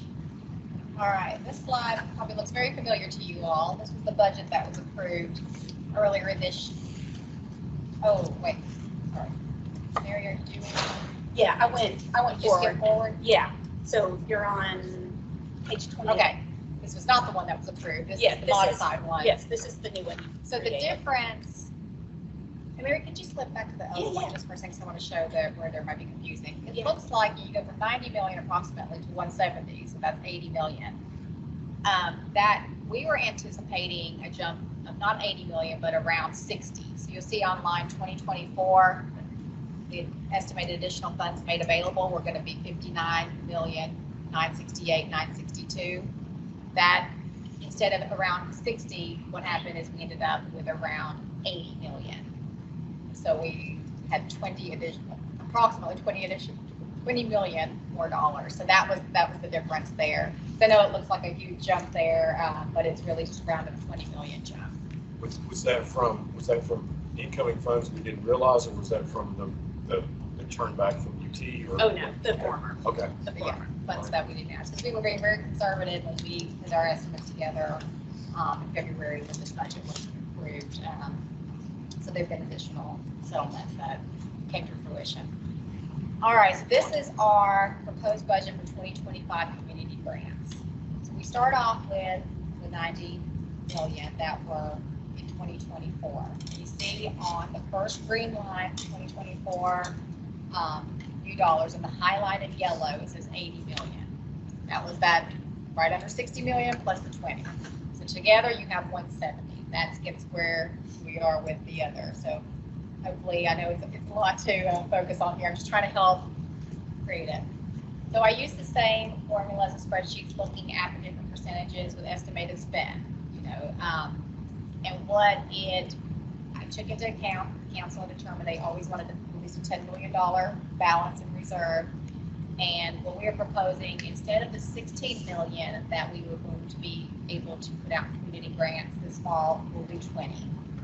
And then for next year, it would increase it from, I believe we had 5 million to 15, 6 15. So it's taking us from, over the next 2 years, approximately, what we originally proposed was 21 million to 35. Yes, that's not the 14, not 20. However, when you look at the potential 3-year contracts and the spend that has to go beyond the 3 years, that's what factor that in, and that's why there's less on the initial. All right, so pause right here.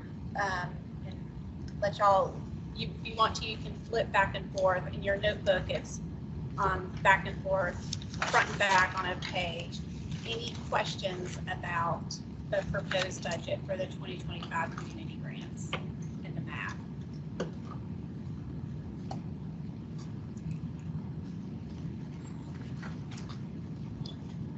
Barry, this not the question is so much as an observation, and I think this is probably how it goes with most agencies, regardless of purview, is that our administrative spend starts to eat up more and more budget as we move along. We become less of a granting agency and more of a management agency. We have a 4-fold reduction in our award cycle next year. That makes sense. We wanted to bolus the stuff to go out in the communities as soon as we could. But for instance, by year 3, we get above that 10% line of administrative costs. We have 1.7 billion earmarked for administration in year 3 versus 15 million that go out the door to community grants. Now, I realize we have county money that we have to adjudicate. The total admin costs over this 7-year period represent 2.5%. But in terms of community grants, when you're looking at it in terms of what we're responsible for awarding, not just responsible for monitoring, very quickly we get to be pretty top of the administration lines. Now, I just want to speak a word of budget hawking here to say, let's just please keep in mind that we want to keep our administrative costs as low as we can, but with a view to what the state comptroller's office just showed us, that we do have to be very careful about how it manages. I understand there's a cost involved in managing that kind of quality. Otherwise, we get very embarrassed on the back end of this process if we don't manage it appropriately. And I understand you can't just rely on people's volunteer expertise. We have to hire people to go out and make sure that grants are right. But it's just kind of astounding to me that in year 3, we're going to be down to 15 million out the door, but 1.7 billion to count the beans. But that's 15 million new dollars. That doesn't account for what was going on. I understand. I'm just looking at it from year 3. Okay. July 1 to June 30th. The standard in philanthropic industries is 10% or less admin costs, and that's. That doesn't rolling contracts from the year before. I understand that. I understand. Yeah. My opening salvo was we're becoming a management agency as much as we are a granting agency, and that is a natural part of the life cycle of what we're doing. I think we need to be just conscientious about how we spend our admin dollars,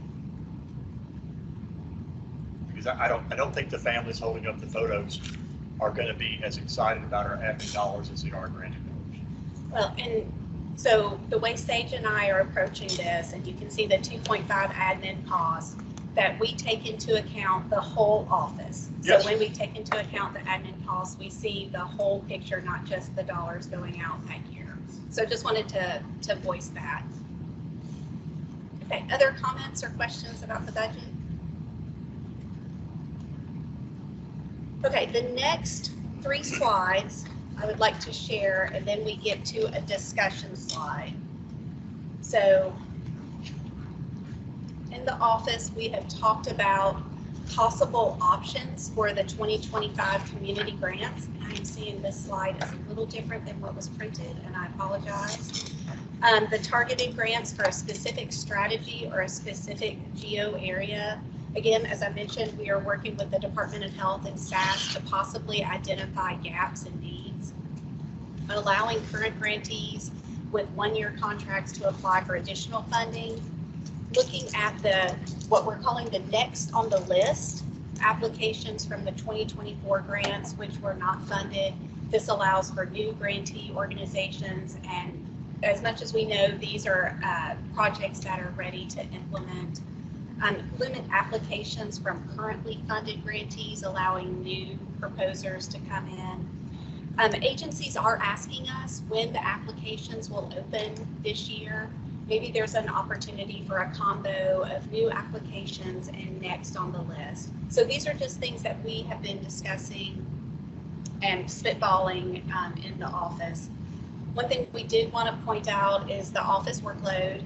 The grants analyst will begin program monitoring of the now 115 contracts, including on-site desk and virtual monitoring.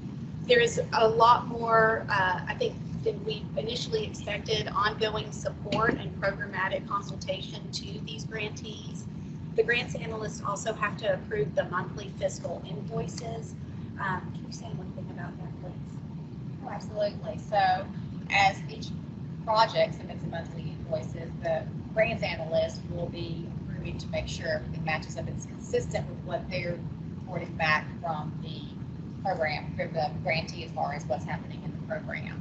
The fiscal monitors, there's a conflict of interest for them to approve the invoice and do the fiscal monitoring. So while I'll be supporting that, they're going to be more involved in the true, looking deep down, taking a deeper dive into the financials of the grantee to make sure that the costs match up.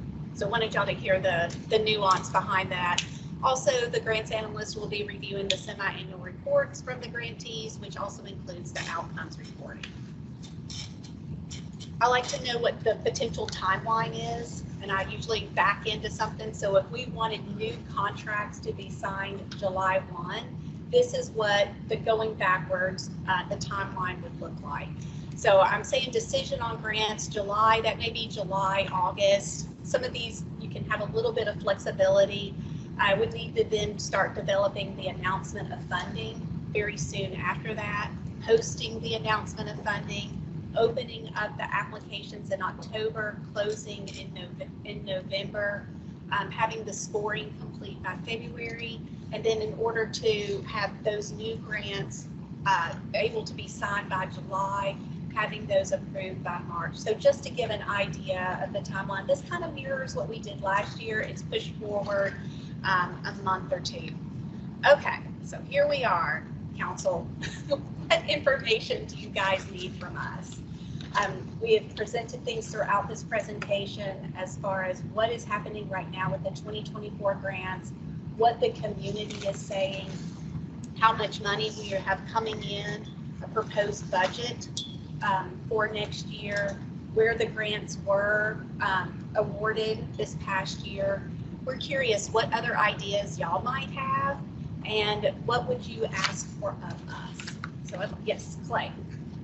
I've seen probably what I need to see. I've taken a lot of heat over it because only 15% of grants came from my grant division, but we only award 6% of the awards went to my grant division. Now, I voted on all of it except for one or two that I had a perceived conflict with. I think I'm the only council member from this grant division. So if y'all wonder why I talk so much, I'm talking for 5 people. So I apologize, but it's the way it is. I'm not the governor. So, I was misquoted in the late press as saying that the reason that we only awarded 6% of grants to the Western Grant Division was because we didn't have good programs here. I disavow that statement. I was misquoted. I do not believe it. It was not true at the time. It's not true now.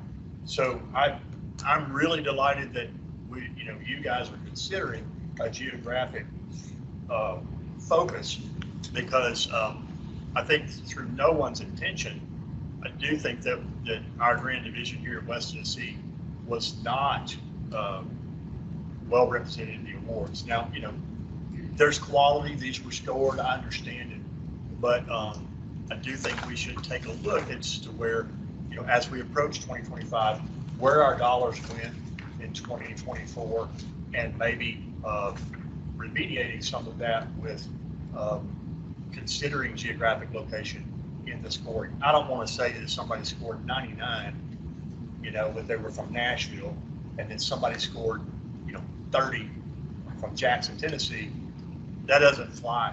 But I do think we need to consider where our dollars went location-wise and factor that in some way. Yes, ma'am.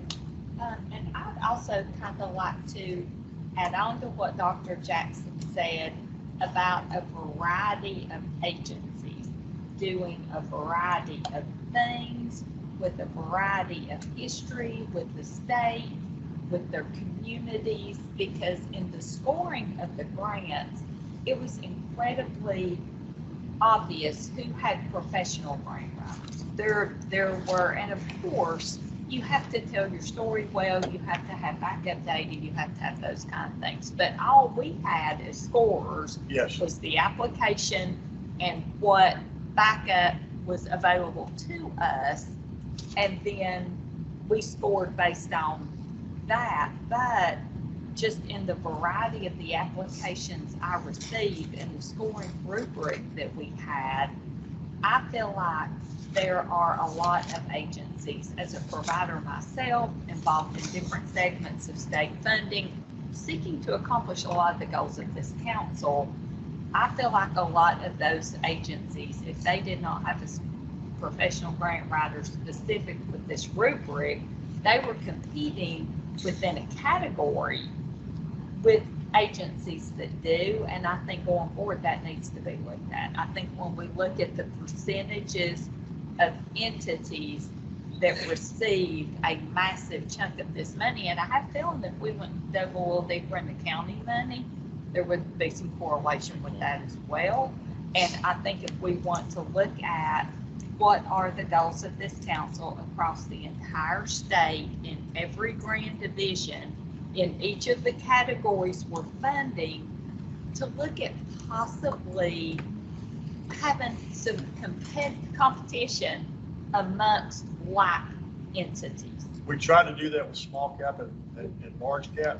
I don't think we But were totally more successful. so, I don't think we were successful. More so in that realm, if you're in the West Division, what amount of money are you competing against like agencies with? And the same with all the other categories. I would just offer looking at that. And I would also, to that point, say, I didn't realize that the unfunded agencies were in any kind of a next up poll, or there was any reason to assume they were ready to go. I mean, that's the first I've heard of that. So I had thought that this next cycle that would begin in September would be re-looking at lessons learned. What do we want to do going forward? What have we already funded? What's on the horizon?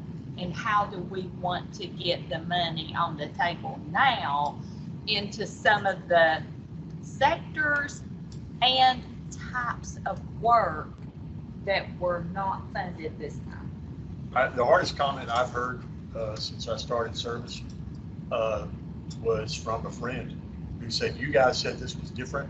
You guys said this was grassroots.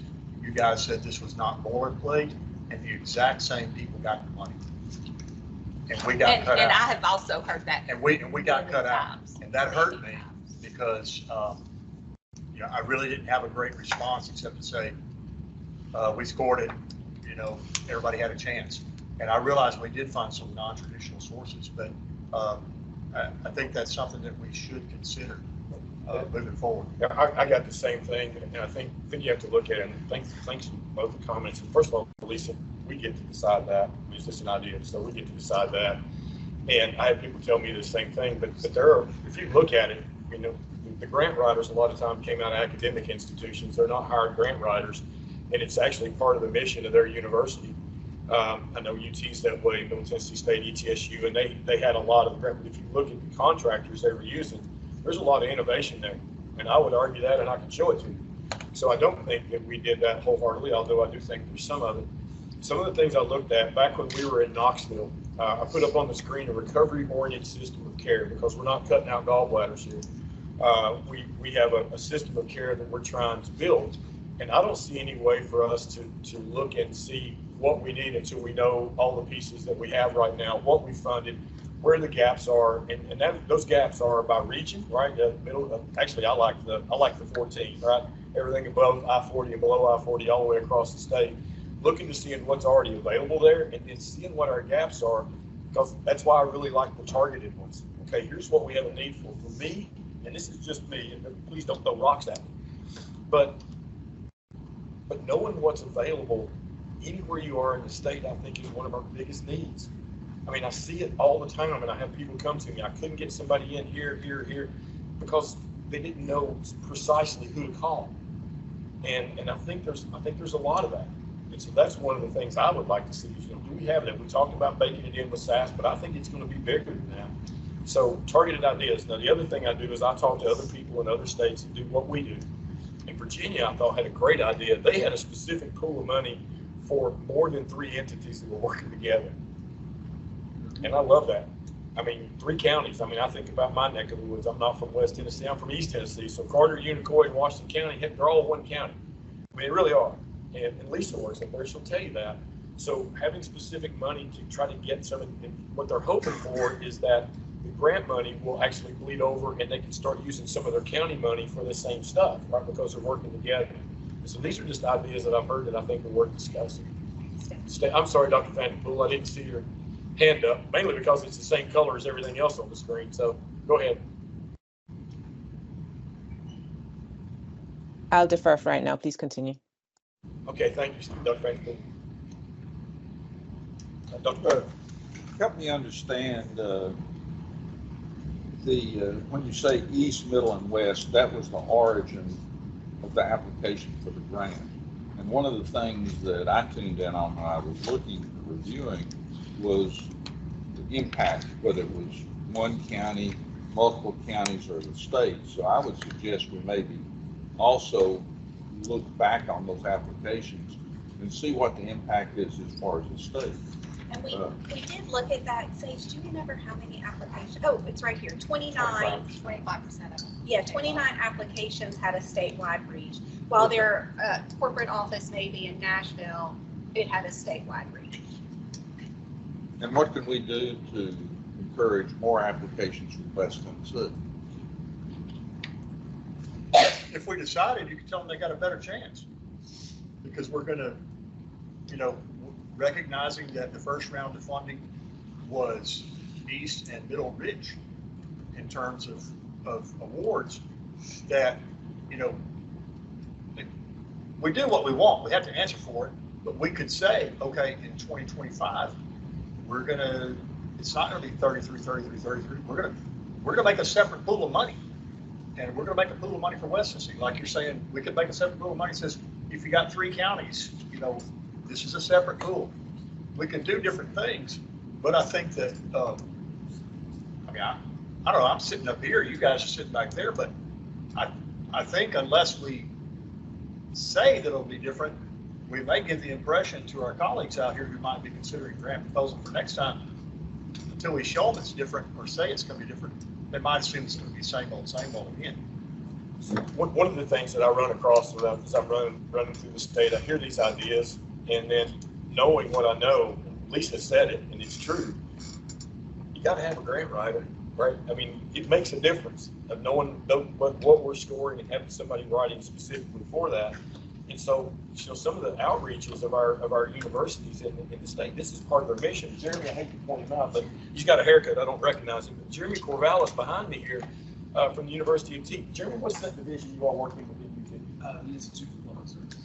So it's one of the 5 major prongs of the largest land grant university in the state, from Johnson County to Shelby County. And they have people that can help you with those grants. And they don't cost any money. You don't have to go out and hire them. And so, I've turned people onto that, and I'm probably going to get in trouble. I turn all of them onto that. I mean, ask Jeremy, he'll tell you, I kill them with it. Same at Middle Tennessee State, same with Rob Pack up at East Tennessee State, is trying to connect them with some resources that can help them with their grant ideas so they can put forward a grant like that. Now, in West Tennessee, I don't know who that is, although the Institute for Public Health covers the whole state, and I just took some of them up back here before the meeting started. So I think there's some things, but I really like that pot of money set aside, particularly with collaboration. I thought that was a great idea. Maybe it's just me. Tom? I agree with both of these, but I just simply remind, it's a learned process. Guys, we just start on ground zero. Oh, yes. Unless, beginning what we just came from, then I still don't lose sight of some of the other states and where they're at compared to where we're at. That's what we have done. We've come a long way in this. Is it perfect? No. Just like every one of us, when we were going through the grading process and some of the comments that you've already got up here, we've made comments to them. We recognize things. This is broken. We wouldn't do it this way. We had to score it this particular way because that's coming up with it. That's where it was scored. Do we change that? Yes, just because of the way that it was scored, we were forced to give greater weight to one entity over another because it was a statewide group, forced to give greater impact. Next, moving forward, what do? We do what we're doing right here. We discuss these openly. We say, how do we change this process? What can we do better? Next, we got to be informed because we also have to know how those groups are also receiving other funds. They're not just receiving funds from us. We don't need just necessarily a supplemental form for them. Are they getting state funding? Are they getting federal funding? Is there another source of funding? And so how much funding are they getting? Are their funds going to that region? Because even though we may have funded a smaller portion of the western part of Tennessee, there was also a substantially less number of applicants that were from the western district of Tennessee. And so are there other resources that they don't need them? We don't know that until we do know that. This is my comment. Thanks, Tommy. Lisa. And I have just total agreement with all that's been shared about that. And one of the things that I felt like to that point, we are at somewhat of a disadvantage of as scorers is how these people are perceived as the impact they're already making in their own community. And I feel like it would be beneficial to have a mechanism if, for example, we said we're going to weight West Tennessee heavier, or we're going to give them a designated pool of money, we're going to open up their enhancement of grant writing support help. But to that point, I feel like one of the things missing from this process is who are the people inside that community saying are making the difference. And sometimes that's people involved with local government. Sometimes it's development districts. Sometimes it's a faith-based community. Sometimes it's the DCS, judicial system. But I feel like people in different areas, if I read something from West Tennessee, I would not have a clue of how these people stand in their community. But I think Department of Children's Services would, if it's about families. I think that community advocacy type boards would, they would know people who are making a difference. And I think there could be some margin for that as well. And then that could help inform in some of the different segments.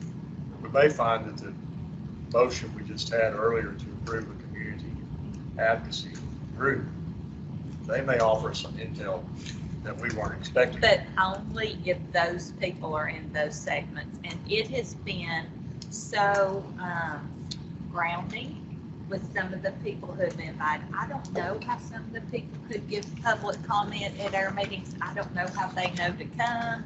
I don't know how they end up here to share. And that's a component, but that isn't Department of Children's Services. It isn't community development boards. It isn't, I would say, like in our area, you've got Salvation Army. Steve knows, if you go downtown Johnson City, you have a group of organizations. You have them in Elizabeth, you have them in Johnson County. Where we come from, there are places who are interfacing with people who need help. I didn't see any of those people submitting for grants on here, but they would be people who know before someone comes to them for help, or who are they reaching out to? There are frameworks, good frameworks in Tennessee of who is there helping people that we are not tapping as we're reviewing these grants, which we could because we just started at Tommy's point. But I would suggest going forward, we look to some of these communities of who, with some help, could help even more, or who needs help, what other funding sources are they getting. I would just throw that out there.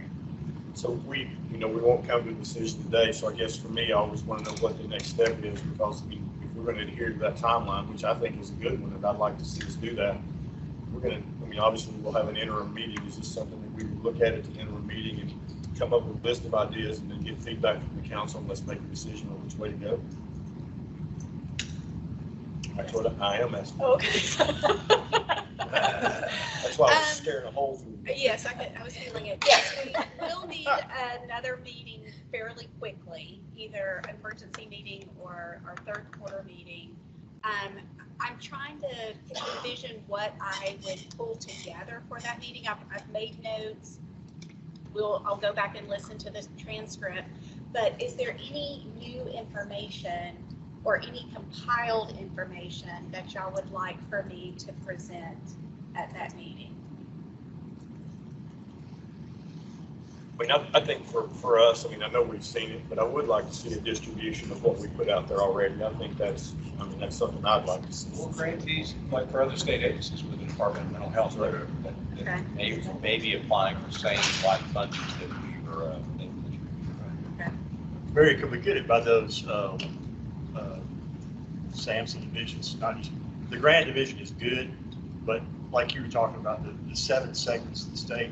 Oh, like the planning? Yeah, I do think that matters. I like that. Okay. Because, you know, somebody in Memphis is not going to drive to Union City. But Memphis, Tipton, Fayette, I mean, that's a 3-county, that's workable for people. And so I think seeing where our money went according to those 7 would be good. Okay. I'd like to see a weighting based on population. Yes. Division. Is that for scoring, or is that what do you give me more about? Not really for scoring, but just to better understand where our money's going. Oh, I understand.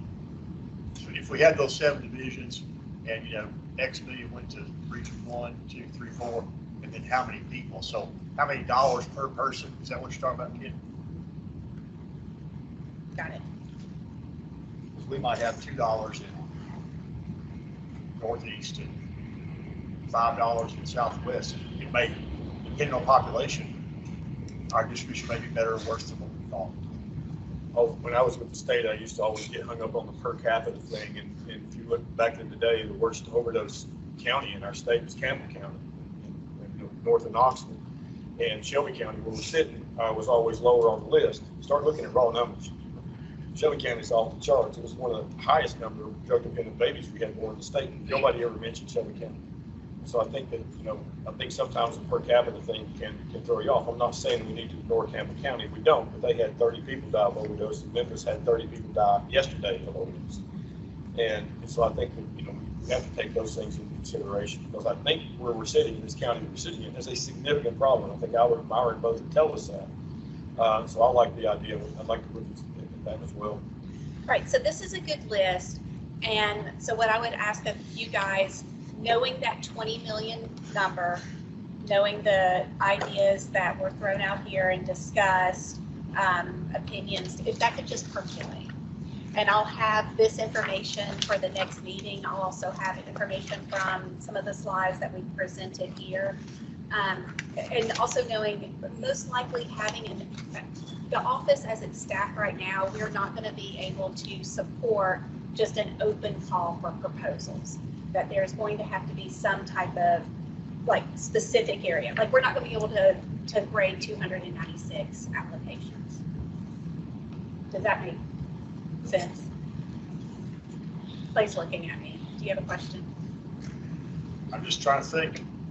I mean, I hear what you're saying. We can't break another 296, but I don't know how you limit that. I mean, we'll take the first 50. I mean, I don't know how we prevent people from applying. That's what I mean. I'm just at having the grants that we have right now and putting those into operation. And if we're not going to have the council members, if that's a possibility of not scoring, we may have to look at another way to move those applications through the scoring process. I'm giving like the reality. I totally hear your logistic reality. I'm just thinking from an administrative reality. How do we tell people we're opening applications, but we can't open applications? I don't know how you prevent the number of applications you get.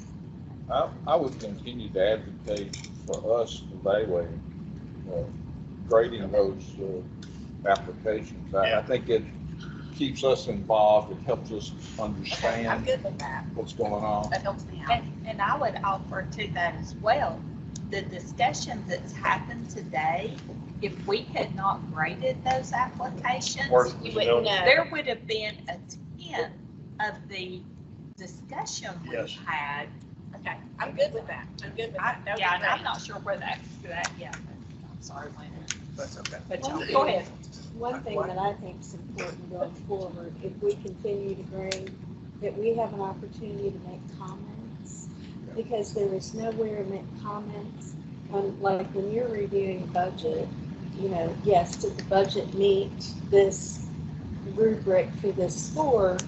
But then they had a 50% indirect cost rate, which I think is way too high.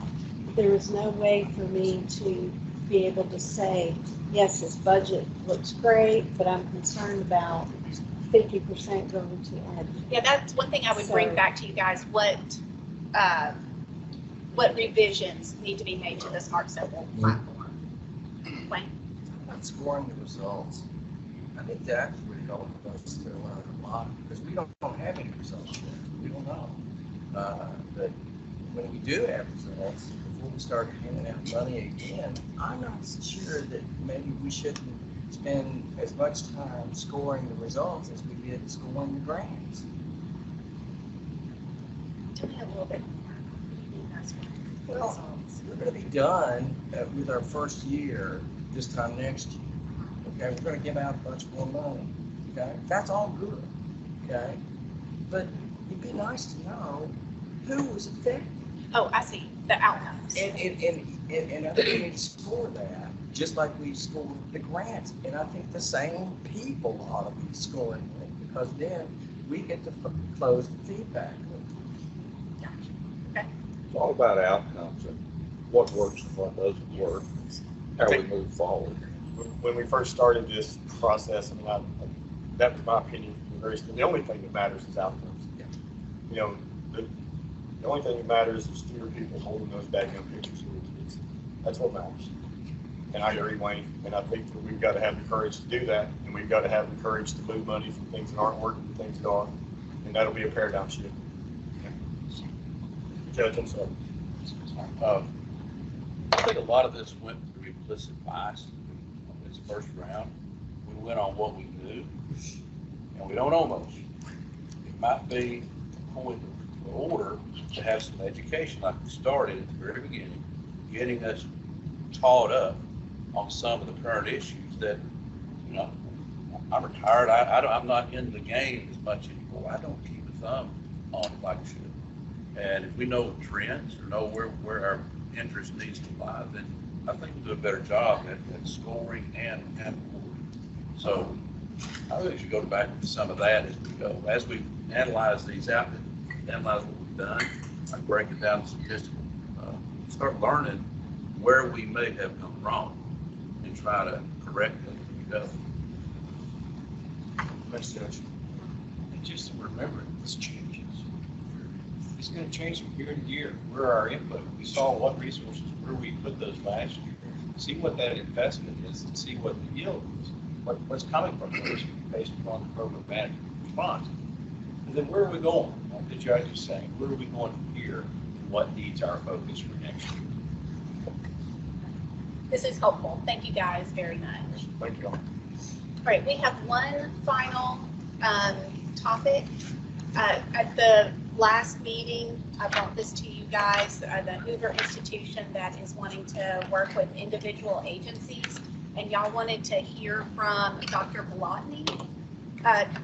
Val, are you on? I am, yes. Hi. So what I can't do is show the folks here the slides, but y'all have them in your packet. So if y'all can pull up the slides. And then Dr. Blotny, if you could talk loudly and slowly, and if we can go over these slides briefly. And council members, if you have any questions for him, these are the exact same slides that I presented back in March. Dr. Blotny? Thank you very much, Mary. You can hear me okay? Yeah? All right. All right. I'll do my best to speak loudly here. Thanks very much, Mary, for inviting me to be here in person, so to speak, with you all. And I think this is actually a nice follow-up to the conversation on outcomes that you were all just having. So I'm a fellow researcher and economist by training at Stanford's Hoover Institution. Specifically, I'm part of the State and Local Governance Initiative. The objective of the institution and of this initiative specifically is to work on research that informs policy actively. So that the research projects that we take on are in their very nature intended to be mutually beneficial and collaborative with state and local partnerships. What this means in practice is that the research questions that we tackle are the ones that practitioners on the ground really want to know the answers to. These are some of the questions that I think you're also raising. What is actually effective from the way that we're spending the money, from the way that we're running certain programs? It's exactly the kinds of things that we partner with state and local partners on to evaluate. Our role is to conduct independent and nonpartisan analyses in these partnerships and to publish these analyses in high quality journals and to disseminate the knowledge not just to our partners but also across the country. In this second slide, the purpose of me speaking with you today and the way that I've connected with Mary is because we think it would be mutually beneficial for the Hoover Institution and my group of researchers to partner with the Opioid Abatement Council on evaluations of the way that the money is being spent. Mary and Sam and I are working on memorandum of understanding, which I think you all voted on last time. The idea would be to allow us to work with the council to determine which grants we would evaluate and to facilitate data sharing agreements for such evaluations.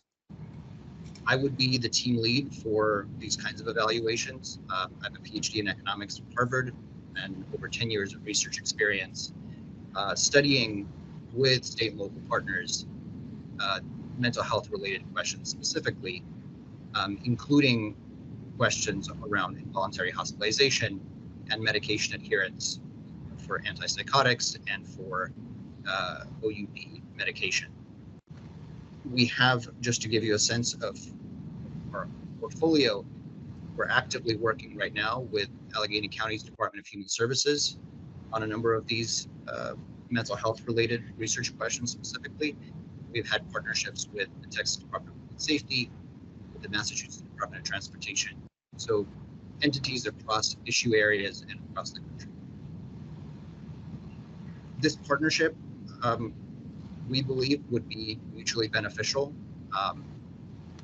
Our objective is to produce high quality research that provides lessons on what works and what is and is not cost effective, and to help inform future policy decisions, the kinds of grant making that you do in later years, and hopefully also informing other states on what is and what is not cost effective as they start to make the same decisions.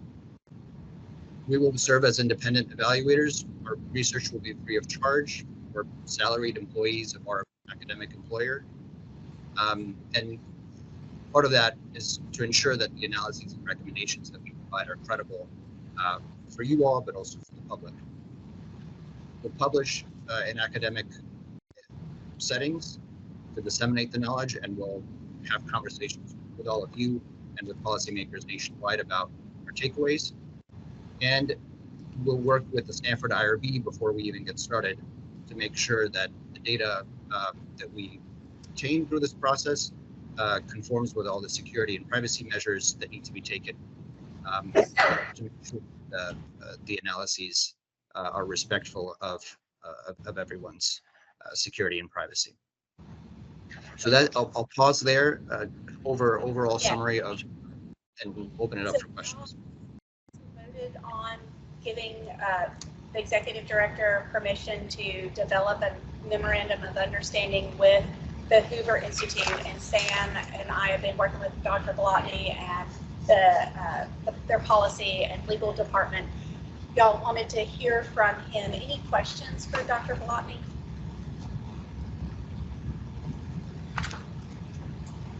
What access will we have to the other partners' data or publications that you guys have? Is there a backlog of your publications and research is ongoing? Because I think part of our mutual benefit we'd be looking for is real-time decision-making being informed by your findings in other entities. And we'd like to not have to wait for the peer review process. We'd like to see what trends you're seeing as you're researching and as data locks become available. Absolutely. We have, so some of the work that we have with our partners is in working paper form, and that's something that you're correctly alluding to, the fact that the academic and peer review process can take a long time.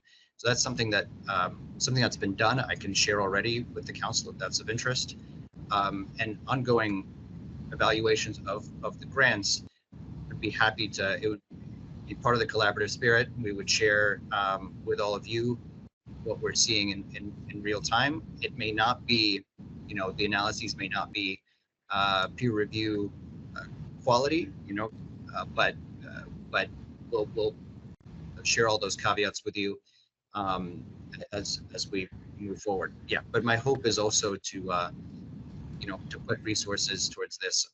This would be among our priorities, and hopefully get the research out sooner rather than later in peer reviewed form. Real value to us because we can do a lit search, but knowing a lit search is 5 years behind. We'd like to know as you're learning the lessons. We'd like to learn with you. Absolutely. Absolutely. Any other questions for Dr. Blotney? Thanks, Dr. Blotney. Thank you all. Thanks for the work you're doing. All right, we're at the last part of our meeting, which we always end this way with public comment. I will remind the folks you can publicly comment online.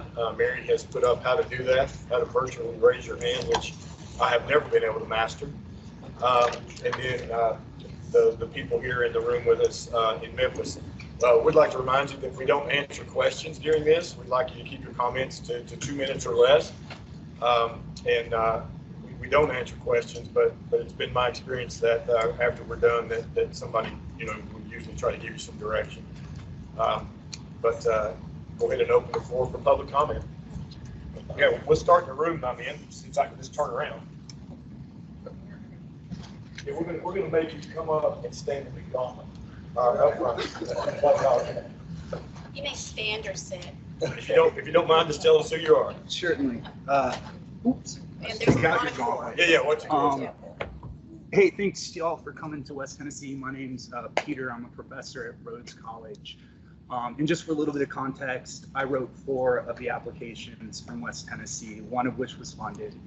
I don't know if I'm a professional grant writer. I've written probably, I think I did a quick count yesterday, $12 million of West Tennessee, mostly in primary care and in addiction and homeless services. So I don't know if I'm professional, but I have some experience. And there's been some talk of education. I just want to say, y'all appreciate the work on behalf of the state, but I'm very angry about the allocation, right? And I want to do a little bit of educating. I do want to comment to Mary and her staff. She helped me get one of the grants through at the very last minute when I was having a tech issue, and it's the one that got funded. So I will it was 5 o'clock on the day it was due, and they were amazing. So I do want to say a shout out. They helped me get that in when I was super stressed out. 1.5 million people live in this Grand Division. And between 2013 and 2022, over 4,100 people lost their lives to a drug overdose. That makes up about 20% of the state's deaths, right? I think, when we talk about what led to the decrease in applications, part of it is this crisis did really emerge in certain regions, right? And funding followed that, right? And so there are regions of the state that have received funding from SAMHSA and HHS and a number of federal agencies that helped bring life to community orgs that made them able to apply for some of these things. These things are largely lacking. I did a community needs assessment of every county in West Tennessee that you are talking about, and there just is not much stuff out here, right? And that's a legacy of where it started and how, but it's moved, right? The opioid crisis didn't stay in one region of Tennessee, it spread, right? And we have an opioid crisis here as well, and we deeply lack resources to handle this stuff, right? And I just want to say this, I don't mean this the wrong way, but like when I looked at the council and its composition, the first time I was at the Tennessee Harm Reduction Conference, and I started Googling you all because I was like curious. And the first thing I noticed is there's very little West Tennessee representation on this council, right? And that was worrying to me, right? I got a little nervous, right? Is West Tennessee going to be considered in these operations, right? So a couple of just quick notes. I'm using data that y'all publicly made available, and I will just be honest. The sheet that says Tennessee OAC Community Grant Workbook 31824, I can't quite get that to exactly line up with the summary docs. And I'm fairly familiar with data. I teach research methods at Rhodes College. I should also say I wrote that grant with 2 Rhodes College students who did a bunch of work on behalf of A Better Way, a syringe service program. We didn't take any money from them. We did that because this region really needs that help. And Better Way is a great organization. So despite accounting for 19% of the deaths, to be fair, it's actually like something like 18.95, so I'm rounding up a little.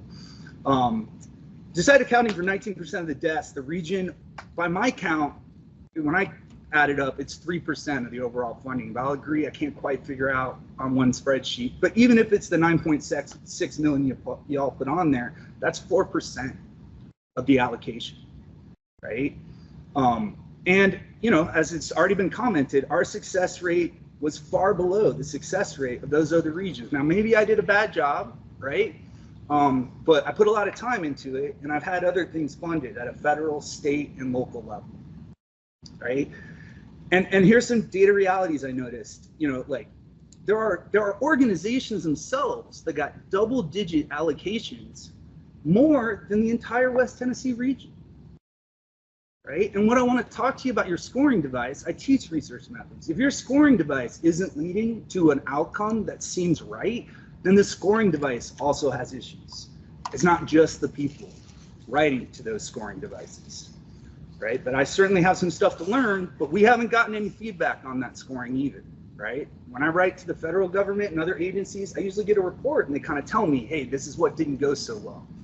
We have no actionable ability to do better next time because we get no feedback, right? And there's a couple of things I just want to say, like Knox County, which I'm spending a lot of time in lately. I got a real close family member with 2 kids, and I've been on sabbatical. Love Knox. Knox County had 2,538 drug overdose deaths between 2013 and 2022. It received $27.9 million in funding from this organization, this council. Shelby County had 2,876 deaths. It received $5.3 million in funding, right? Washington County, with a population of 127,000 people, got 15 million, 15.5 in opioid abatement money. Shelby County, with 937,000 people, got 5.3, right? I'm the project director for 2 grants. I want to make that clear. Right? One is an addiction medicine fellowship. I'm not the project director. I support that, but overshoot there. Project director for one, support another, right? The other is a rural grant that serves all of West Tennessee's rural counties with certified peer recovery specialists, and it's linked up to that addiction medicine fellowship program, and they provide addiction consult services in every Baptist hospital in West Tennessee, right? So I work in both the rural and the urban areas, and I don't think either of them have been well served in this initial allocation. Right? And the last thing I just want to say, if I can get my notes to actually pull up, right? I don't mean this the wrong way, but one way to understand, I think, as a researcher, the allocation of this money is to look at those deaths and look at the amount of state support that is coming to help reduce the carnage here, right? East Tennessee, with the allocation of $106 million on your, for the 3 years, I'm counting all, right? So I want to be clear, I'm counting total allocation. They had 9,000 deaths, works out to about 11,000 in opioid abatement funding per death there. Middle Tennessee, 8,600 deaths. Opioid Council funding represented about 9,700 in response to those deaths. West Tennessee with 4,000 deaths, it's 1,800 for the entire region, right? And so I just want to say, like, in terms of like learning stuff, I'm all about it, right? But when I just looked at your spreadsheets, the biggest round of allocations has already happened, right? And there are people here being affected by it. There are communities here being affected by it, and we need some support too.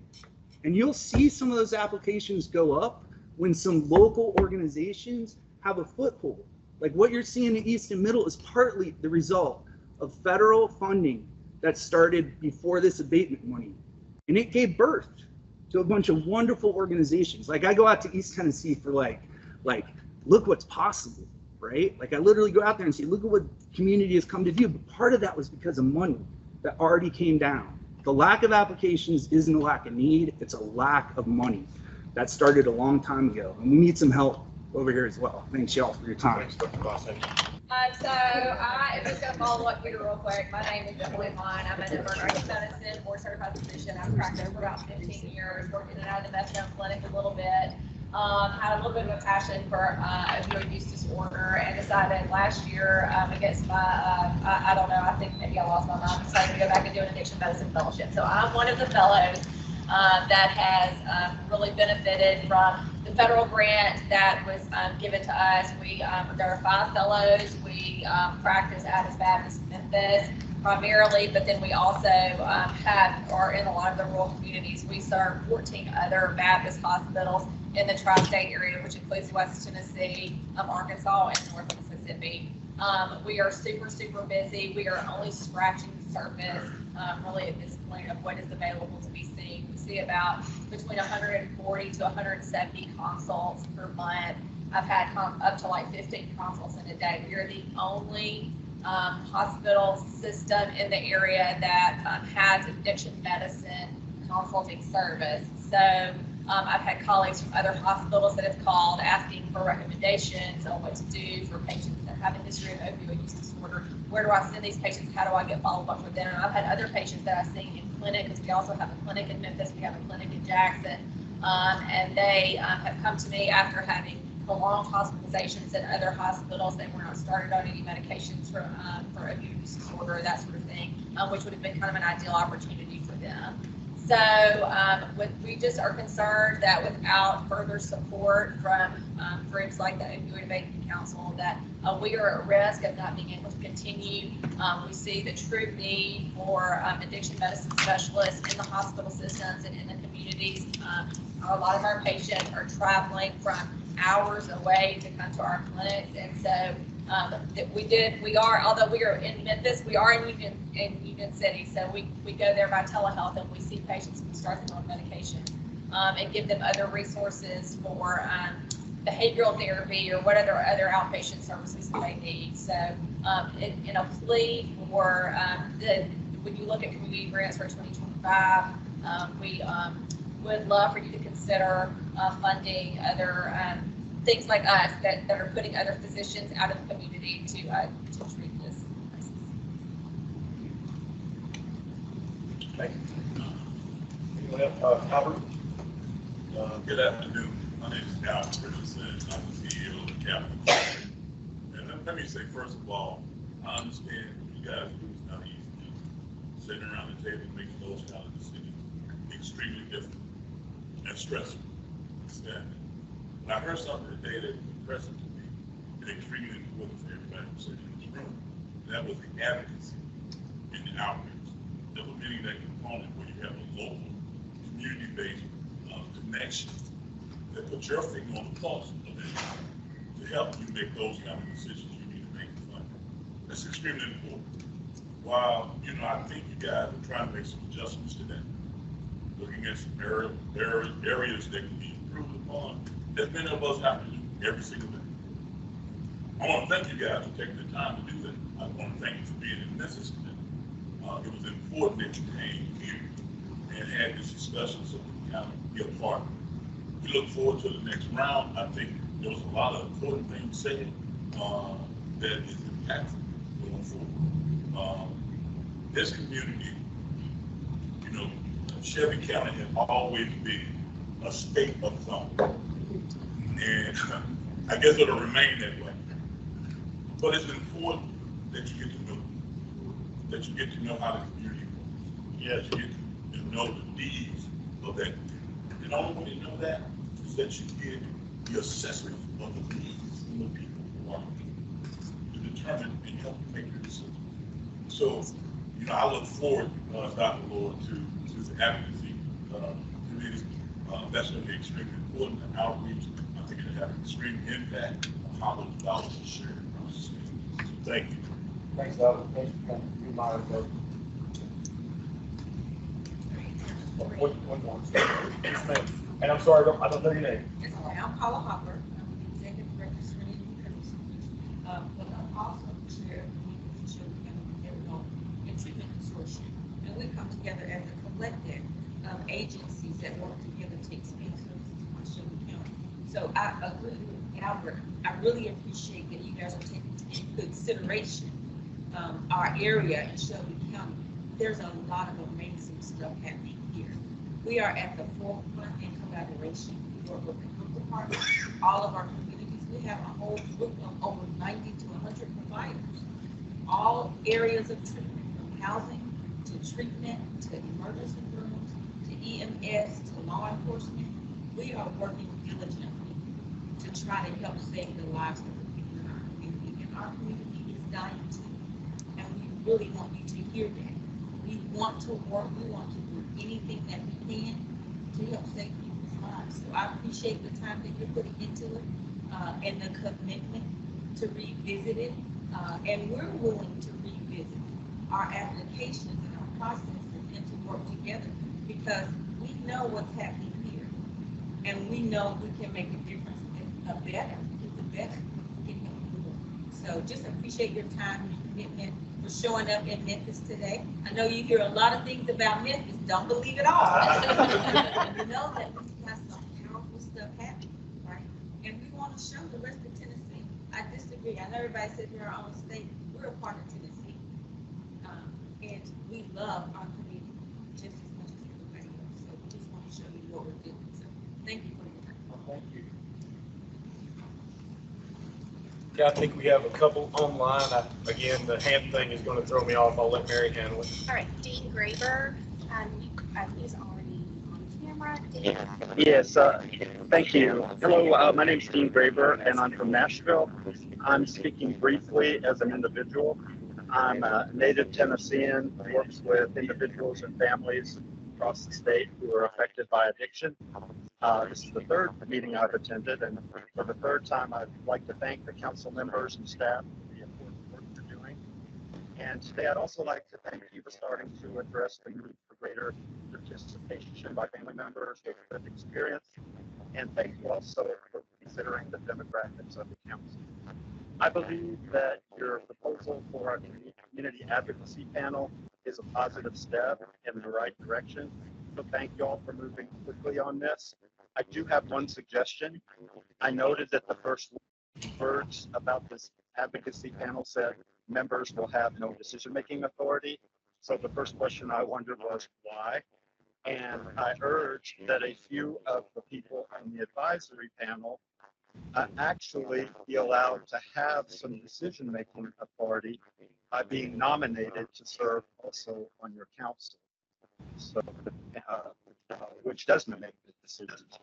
And this would correct some big imbalances on the Tennessee Opioid Abatement Council. Members of law enforcement and the legal community currently hold 7 of the 15 seats. The medical community is also well represented on the council. The family members are also subject matter experts who deserve not only an advisory council, but some seats at your council table with full participation. So in closing, I ask that as you continue your discussions, that you consider having at least 2 members of this community advocacy panel also gain seats as full voting members on the Tennessee Opioid Abatement. Perhaps the advisory panel could be the body that nominates and this, I think, would be a very positive step in making decisions about which solutions to fund. So I'd like to thank you again for your important work, and thank you also for acting so positively on suggestions from the public. Thanks, Dean. All right, we have Troy. Troy, you can turn on your camera and unmute yourself. And please speak slowly and loudly if you can. Thank you. Yes, ma'am, I will. Can everybody hear me Troy, okay? Troy, Yes, Troy, ma'am. and no matter how loud you think you're speaking, speak louder. Okay, I will. Is this loud enough? Can everyone hear me? Yeah. My name is Troy Sandifer. I'm a certified peer recovery specialist, and I'm also the founder and CEO of a grassroots organization that works throughout Tennessee to help connect people with recovery resources. I just want to start off by saying thank you to the council. The work that you guys are doing isn't easy. I would hate to know that I was in a position to make the decisions that you guys have to make. I know you guys travel a long ways to attend these meetings. I just want you to know that the work you're doing is appreciated, and that from me personally, as a person with lived experience, man, just thank you for caring about this. On June the 7th, I attended a Middle Tennessee Opioid Abatement Summit that was put on by the SMART Initiative in Middle Tennessee State University's Office of Recovery and Prevention. That meeting was attended by about 26 different counties here in Middle Tennessee. The attendees were made up of county commissioners, some of our city mayors, people who were on our abatement councils. And a recurring theme that I heard during that meeting was that there's a real lack of education of what to do with this money and how to impact our communities in the best way. One of the things that I suggested there was exactly what you guys brought up today, was to have an advisory council of people with lived experience. So I wanted to commend you guys on starting the process to build that.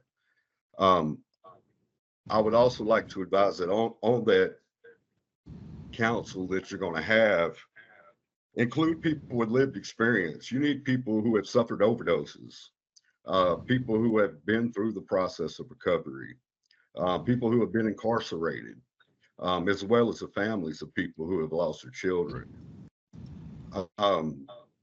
As you guys move forward on that, I just hope that you truly listen to what these people have to say. These are the people who are boots on the ground.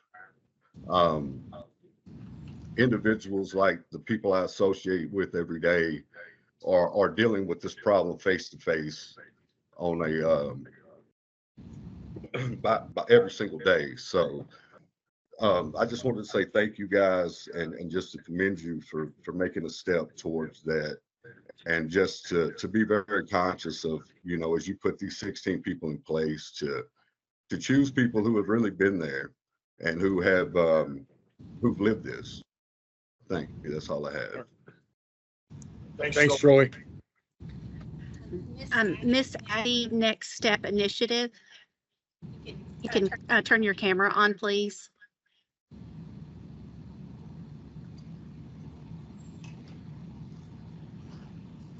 All right, and if you could speak loudly and slowly.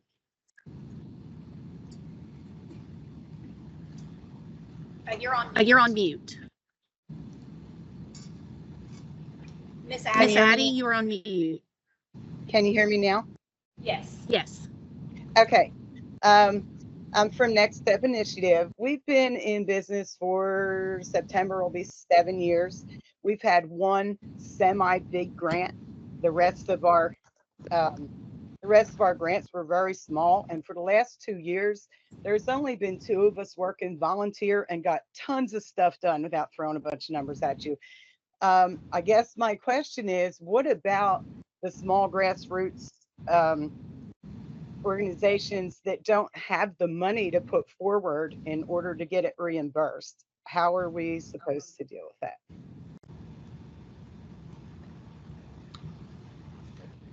I guess that's all. I guess what I'm trying to say is there's a lot of us that have been out here doing the work, and it doesn't always take money. It doesn't take money to get somebody into treatment, and for so many different things, it doesn't cost money. So we've been doing this really, really hard work without it, and now here it is, and we're a little nervous about how do we get it if we don't have it before reimbursement. But that's it. Oh, and thank you for everything you guys are doing. We so appreciate you. Thanks, Miss Addie. Laura Brown. Laura Brown, if you would like to turn your camera on and come off of mute and speak loudly and slowly. Sure. Good afternoon. Thank you for allowing this public comment time, and thank you for all that you guys do. I just wanted to make a quick comment that we do need to keep, as we're thinking about focus areas for 2025, think about the need for free civil legal services. No applications for free civil legal services were funded the first go around, and that is something that we're seeing here on a statewide basis is very vitally important to the recovery process and getting folks back into the workforce, getting individuals reunited with children. Just a couple of, those are just a couple of the needs that we're seeing here as we continue to provide these free legal services with an ever increasing demand from folks that have suffered from opioid use disorder. Just wanted to point out that our friends in Kentucky and our friends in Texas have both considered free legal services as a vital part of the recovery process and have both funded projects to ensure that free civil legal services can continue. So just wanted to throw that out there as you guys are considering focus areas for 2025. Thank you, Laura. Thank you. I'm not seeing any other hands raised. So next meeting and adjournment, but I also wanted to say for the council's benefit, we have been talking amongst the office members about the audio visual, and we have some ideas, and we'll bring those to the next meeting to present to you guys. I will tremendously miss the echo myself personally. So our next meeting, it looks like if we go by our rotation, what month are we in? June? Yeah, this is second quarter. We need to do a third quarter. Okay, so we're looking sometime in September, October range. Yeah, let's see what information I can get pulled together. Most likely have a virtual emergency meeting and then an in-person meeting after that. All right. All right. We're my favorite time of the meeting. Unless anybody has anything else, I'll give you one last chance. All right. Addictions treatable, treatment works, and people recover. We take that away from us today from our friend Rod Bragg, and we stand adjourned. Oh, we have to take. Sorry, we need a motion. I tried, guys. I have a motion to adjourn. Motion by Judge Sexton, second by Tommy. Roll call vote. Okay. Armando's not here. Brian Buck. Yes. Casey Cox left. Charm Allen. Yes. Clay Jackson. Karen Pershing. Ken Moore left. Lisa Tipton. Yes. Mike Flynn. Shane Sexton. Stephanie Vanterpool. Yes. Steve Lloyd. Yes. Tim Fournette. Yes. Tommy Farmer. Yes. Wayne Wyckoff. All right. The motion carries. Now we stand adjourned.